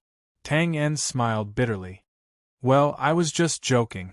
You don't have to react so strongly. No, it's not like that. I know the consequences of saying that, but I still said it. I had no choice. I wanted to become the leader of the Grey Coat Army. I'm sorry. With my intelligence, this is still understandable. I don't blame you. I really don't blame you." With tears in her eyes, she said, "The City of Dawn is gone. Aunt Rosa is dead. Many people died too. I don't know why. Boo-hoo, everything was fine before. Everyone was fine. How did it suddenly become like this? Tang En, why didn't you come back at that time? I was really scared. I was scared of you too. You too. Boo-hoo." Feeling the wetness on his left shoulder, Tang En sighed softly. He vaguely knew that Josiah had been suppressing her emotions for a long time. Now, nothing he said would help her.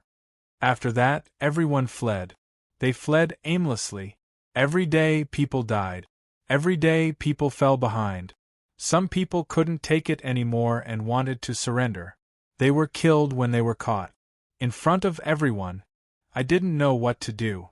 Everyone treated me as the new leader, but I couldn't do anything.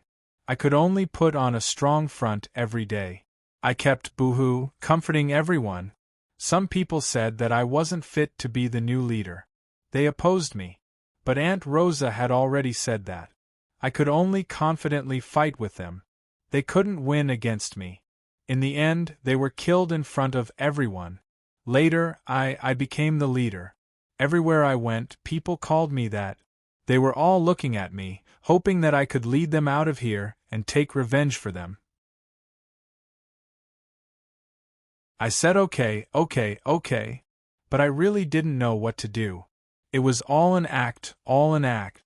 The more I acted, the more they felt at ease. I'm so tired, Tang-en, I'm really tired. Yes, I know. Even though she knew that Josiah might not be able to hear what she was saying, Tang-en still said it over and over again. She gently stroked her soft golden hair as if she was touching the most precious porcelain. After venting her emotions, Josiah's emotions calmed down a little. She leaned close to Tang-en's ear and breathed out a light fragrance. She seemed to be talking in her sleep. I want to go home. I miss my mother. I miss Betsy. I miss so much. I miss so much. I miss you, Tang-en. Don't leave me again, okay? No matter what I do, you can't leave me. Yes, okay. You agreed. I'm so happy. I'm really happy. Even if I know it's a dream, I'm still happy. Her murmuring gradually weakened, and finally, even her breathing calmed down. After a while, Tang-en turned his head and found that Josiah had fallen asleep in his arms. Her long eyelashes were covered with tears, but there was a faint smile on her lips. She looked very sweet. Phew!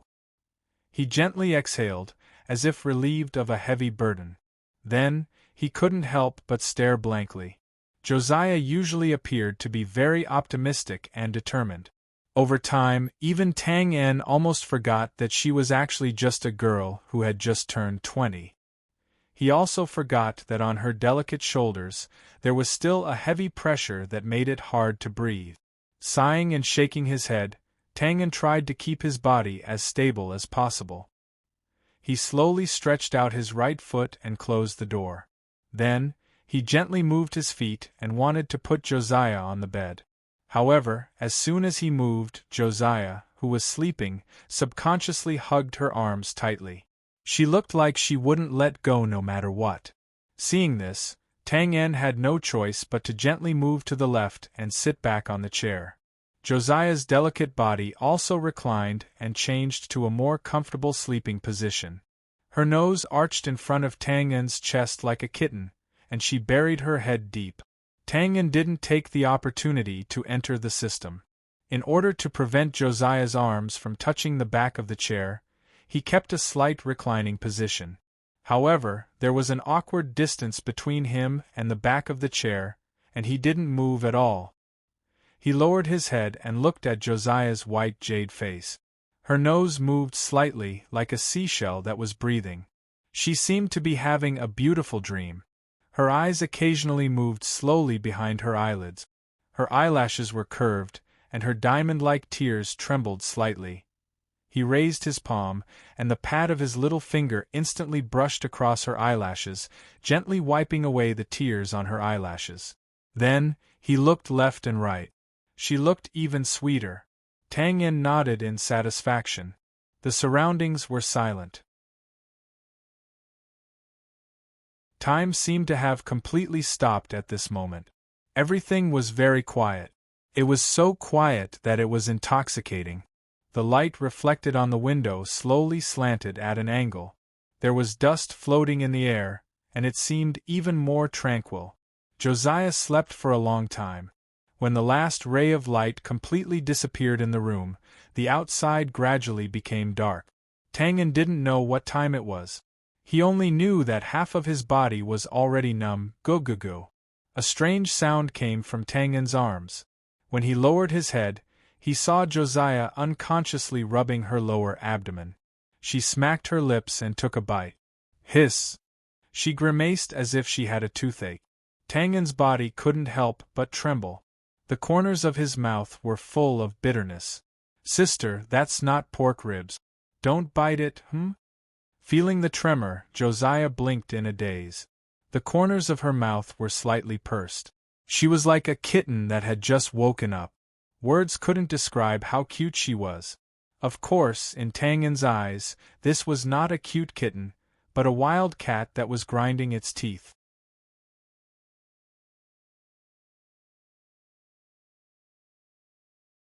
Chapter 7:18.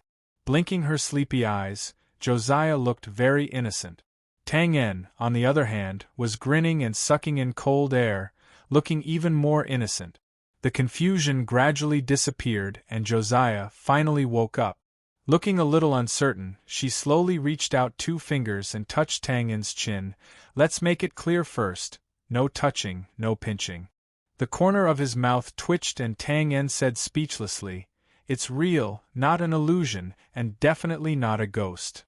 Pause for a while. Ching Shui's eyes lit up, like a cat that got a dried fish. There was a great sense of satisfaction. Then Josiah turned to look at the dark sky outside and got up lazily. "What time is it?" "I don't know." Tang En slowly moved half of her numb body and said casually, "It's about time to rest." "Strange, why didn't anyone send food over? Well, it's time to rest." Murmuring, Josiah supported herself on the chair and left Tang En's arms. After landing, she seemed a little shy and her face was slightly red. Tang En only thought that she was shy because she suddenly lost control of her emotions in the afternoon, so he didn't mention it. He got up and lightly stomped his numb legs and teased with a smile, "You've already slept for half a day, do you want to rest again so soon?" "Ha ha." Chuckling, he looked at Josiah's tired expression that gradually disappeared and felt that this teasing was a little inappropriate, so he changed the topic and said, "Well, it's always good to rest more. Always think positively, don't be too tired." "Okay." Pausing, he looked at Josiah, who only lowered her head and agreed without any intention of leaving. Tang En hesitated and said, "Didn't you say to rest? Are you worried that you can't sleep?" Shaking his head, Joshua's fingers, which were pinching his robe, were somewhat stiff and pale. Finally, Joshua took a deep breath and raised his head. His gaze was a mixture of determination and panic. He paused for a moment and then slightly tilted his head, avoiding Joshua's gaze. "Then let's rest together, okay? The room was quiet. Wisps of twilight sneaked in through the gaps between the doors and windows, darkening the decorations in the room. It also covered the burning shyness and stupefied faces. At the same time, it also concealed an indescribable flowing atmosphere. There was no sound at all. If a thin needle were to fall to the ground, the 2 people in the room would jump in fright. After an unknown period of time, finally, an untimely sound broke the silence of this place. "Coo coo coo." Josiah subconsciously stroked his lower abdomen. He was instantly embarrassed because he hadn't eaten lunch. I'll go get some food." Tang En heaved a sigh of relief. He did not dare to look at Josiah and hurriedly walked to the door. Creak. He opened the door and took a step out. The top of his shoe kicked on the threshold, which was not too high. He immediately staggered and rolled out. Fortunately, Tang En was agile. He supported himself with one hand and quickly turned over to avoid the tragic situation of falling face first. He hurriedly waved his hand behind him. It's okay. I'll be back soon, very soon." Josiah, who was behind him, saw the whole process. At first, he was shocked. Then, he could not help but squint his eyes and chuckle while covering his mouth. "Ha ha! Damn, this is so embarrassing." Hearing the bell-like laughter behind him, Tang En's shoulders shrank. Like a fox that failed to steal a fish, he awkwardly jumped out of the front courtyard. After watching the slightly flustered figure disappear in an instant, Josiah slowly put down his arm. The smile on his lips gradually disappeared. For a moment, he was a little flustered, but more than that, he was firm and hopeful. "After waking up, I can see you in my dream. This feeling is very good. I want to stay with you forever." In the kitchen in the backyard, as soon as Tang En arrived, a white-haired old man who was dozing off handed him a wooden bucket with food. Tang En could not help but be stunned when he saw this. He took the wooden bucket. "You knew I would come to get it?" The white-haired old man rubbed his hands and waved his hand with a smile. The leader told us in advance that she has something to discuss with you. It may be a little late, so we should not disturb her. Oh, thank you. Tang An carried the wooden bucket and walked back. He looked at the silhouettes of the houses around him that were sinking into the twilight. He touched his chin. I was wondering why she suddenly became so bold. It turns out that she had already prepared. She made me so embarrassed. But why do I feel like it's so much? Back in the room, he lit the oil lamp and put the food on the table. There was a meat dish, a vegetable dish, and a soup. There were 2 big bowls of steaming white rice, but the 2 of them sat opposite each other. Neither of them touched the spoon first. After a while, Tang An touched his nose and took the spoon first. How about eating it while it's hot? Josiah lowered his head and nodded slightly. He silently picked up the spoon and picked up the rice. Immediately, although the crisp sound of the porcelain clanking was low, it finally melted the sticky atmosphere a little. After taking a sip of the soup, Josiah paused and said softly, "What are your plans next?" Based on the current situation of the Grey Coat Army, you may not be able to go back. I don't mean anything else. Well, my plan is that you can lead the Grey Space to become independent and stay here with Bran. I've already told you to manage the secret organization. As long as you agree. I haven't been able to manage this organization well. I think it will only grow stronger in your hands. Pause for a while. If you want to leave the Grey Coat Army, that's fine too. I won't stop you. I'll tell the scouts that came this time that they didn't see you. He was afraid that there would be a misunderstanding, so he spoke intermittently. However, Tang An was stunned when he heard this. When he came back to his senses, he waved his hand and smiled. Thank you. Thank you very much. I want to say that you've given me the best gift. Okay, I'll take over the secret organization. Tang An had just planned to establish an assassin organization. He was in the dark and didn't know where to start. Now, Josiah had sent him the secret organization to scout for information. Was there a better gift than this? Josiah heard this and couldn't help but let out a long sigh of relief. His expression relaxed a lot. Of course, she didn't want Tang An to leave the Grey Coat Army. However, if Tang An really wanted to leave, she could only silently agree. Fortunately, this situation didn't happen. She said in a relaxed manner, "That's good. Well, after I go back this time, I'll think of a way to resolve the conflict between you and the Grey Coat Army. Believe me, I can do it. I just need time." After pondering for a while, Tang An shook his head. "Forget it, let's not resolve it. Let the Grey Coat Army take its course. However, you need to spread the news to the public that I've fallen out with the Grey Coat Army and you're sending people to kill them." Josiah was stunned. "Why?" "I want to do something. Well, I want to officially wrestle with the Temple of Light so that I won't be targeted wherever I go. But now, the Grey Coat Army. It doesn't matter. Anyway, after this incident, the Temple of Light has become our enemy. It's not like that. Listen to me." Tang An waved the spoon and said, "Although you've been chosen as the new leader, the Grey Coat Army is still in a period of unrest. At this time, it's best that you don't be too aggressive with the outside world to avoid retaliation. Don't worry about me. I know my limits. No matter who it is, it's undoubtedly difficult to trip up the Temple of Light. But from another perspective, I'm alone. It won't be easy for them to find and kill me." Seeing that Tang An had made up his mind, Josiah could only nod gently. Then he pursed his lips and said firmly, "If there's a problem, I'll come and help you." "Haha, you make me feel like I'm living off a woman." With a bitter smile, Tang An shook his head and sighed. In fact, the two met in a small city in the south and came to the north together.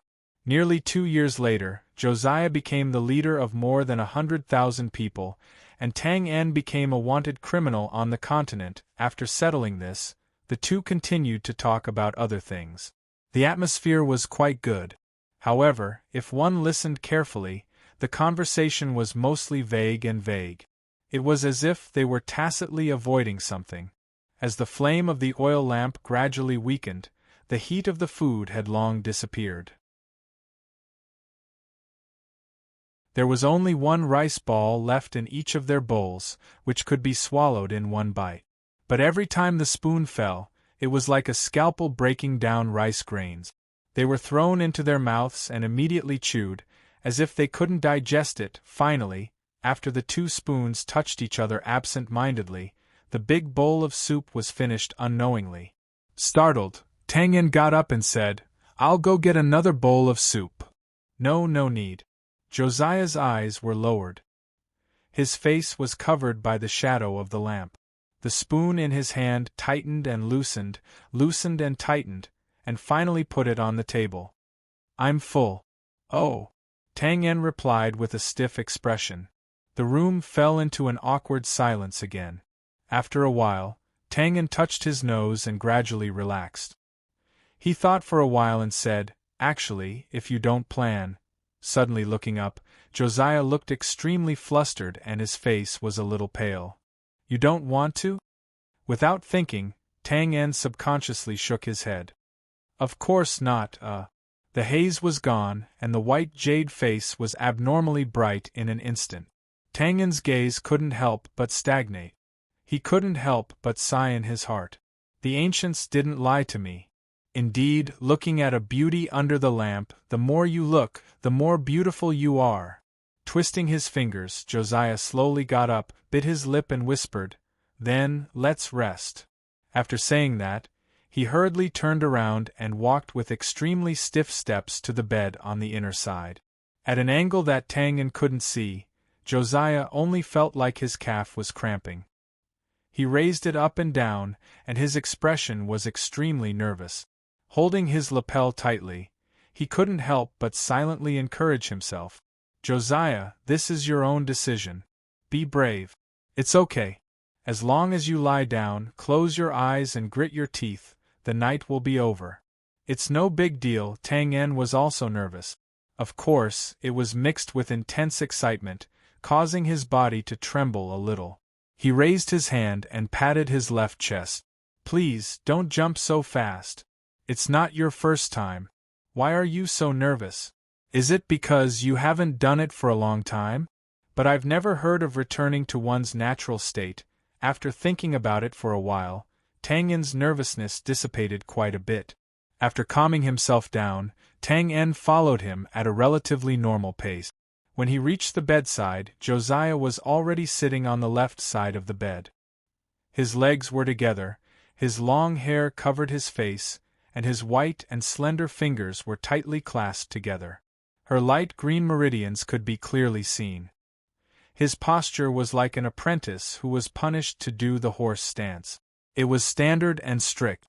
After looking for a while, Tang Yen slowly reached out his right hand, pushed aside his golden brown hair, and gently touched the face that was as red as blood and as hot as water.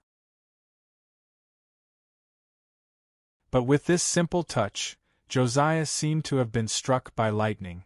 Her delicate body suddenly shook violently, as if she was about to jump up. Tang Yen was also shocked when he saw this. He subconsciously withdrew his hand, and then couldn't help but laugh bitterly. This reaction, there was still a long way to go. After thinking about it, he simply sat beside Josiah and said softly, "Maybe this question is a little difficult. And I still want to know why you suddenly thought of this decision." Hearing Tang Yen's casual tone, Josiah relaxed a lot. She paused and said softly, "It wasn't a sudden decision. When you disappeared, I thought about it a lot. When the City of Dawn was attacked, I thought that if you were around, it wouldn't be like this. When we escaped into the depths of the 100,000 mountains, I thought that if you were around, we would be better off. When we encountered many difficulties, I thought about how we would solve them if you were around. You seem to know everything. You can easily solve any problem in your hands. I don't want to rely on you, but I really need you." After pausing for a while, she suddenly realized something. She hurriedly turned her head and said anxiously, "I'm not saying this to make use of you. I'm not doing this today to bind you. I. She wanted to explain, but she couldn't say anything. She was so anxious that she was about to cry. The more one cared, the more one was afraid of misunderstandings. They were afraid that something that was originally pure would be mixed with some misunderstandings. They were afraid that these misunderstandings would eventually crack. And the more one thought about it, the more one would be afraid. Josiah was undoubtedly like this now. Tang En pressed his finger against his lips. He held his forehead and said helplessly, I originally wanted to dispel your nervousness, but I didn't expect to make you even more nervous. Well, leave the rest to me. As they spoke, the two of them were very close. Tang En kissed her forehead that was as smooth as a mirror. Then, he moved down and kissed between her eyebrows. Josiah subconsciously closed her eyes and raised her head slightly. She felt the bridge of her nose being kissed. Their breaths mingled, and the panic in her heart instantly calmed down. Suddenly, she opened her eyes again. She pushed Tang En's chest with both hands and muttered softly, the door isn't closed. Tang En's throat moved slightly. He resisted the urge to bite the soft cherry lips that were so close to him. He turned his head to look. Just now, when he brought in the food, he didn't close the door. The oil lamp on the table was still lit. He flipped his right hand and swung it. Whoosh! The blade flashed and the room instantly darkened. The wick of the oil lamp was extinguished. Thud! The half-closed wooden door was also nailed by the dagger and closed by itself. Ever since he got this pitted dagger, Tang En had never taken the initiative to abandon it. However, at this critical moment, he could only wrong it. Josiah couldn't help but be stunned when he saw this. Only then did he realize how anxious Tang En was. He couldn't help but chuckle. His nervousness dissipated in an instant. Not sure if it was because the lamp was extinguished or for some other reason, Tang En's face suddenly darkened when he heard this laughter. He grinned and angrily pressed Josiah under his body. What are you laughing at? Ha ha! Hearing this, Josiah couldn't help but laugh. Someone gritted his teeth and snorted softly, Humph, I'll let you laugh first. You'll cry later. With the camouflage of the night, Josiah suddenly became bolder. He raised his head slightly. Don't bully me because I don't know anything. I have experience. Tang En's expression changed instantly. Bah, what are you thinking? Do you still remember the first time we met? In the library, you wanted to find a forbidden book about the free farming model. He nodded hesitantly. I think there was such a thing. It's been so long, you still remember? Of course I remember. I remember everything about you. There were many forbidden books in my room. I collected them secretly. No one knew. At first, it was because I was curious. Later, I found that some of the things in the forbidden books were quite reasonable, so I became more interested. It's just that I didn't know that forbidden books had another meaning at that time. When Tang En heard this, it suddenly dawned on him. The so-called banned books actually covered a wide range of meanings. In addition to books against the aristocracy, religious system, and so on, there were also books about explicit things between men and women, also known as forbidden book. There was no doubt that the ignorant Josiah at that time only knew to collect forbidden books. He must have found a few books about such things. You read it? I secretly read it at night. So don't think that I don't know anything. Mages are all knowledgeable.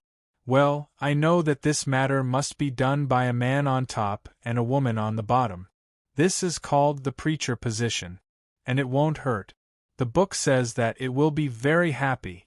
Although it was very embarrassing to say this, in order to show that he was knowledgeable, Josiah still said it intermittently.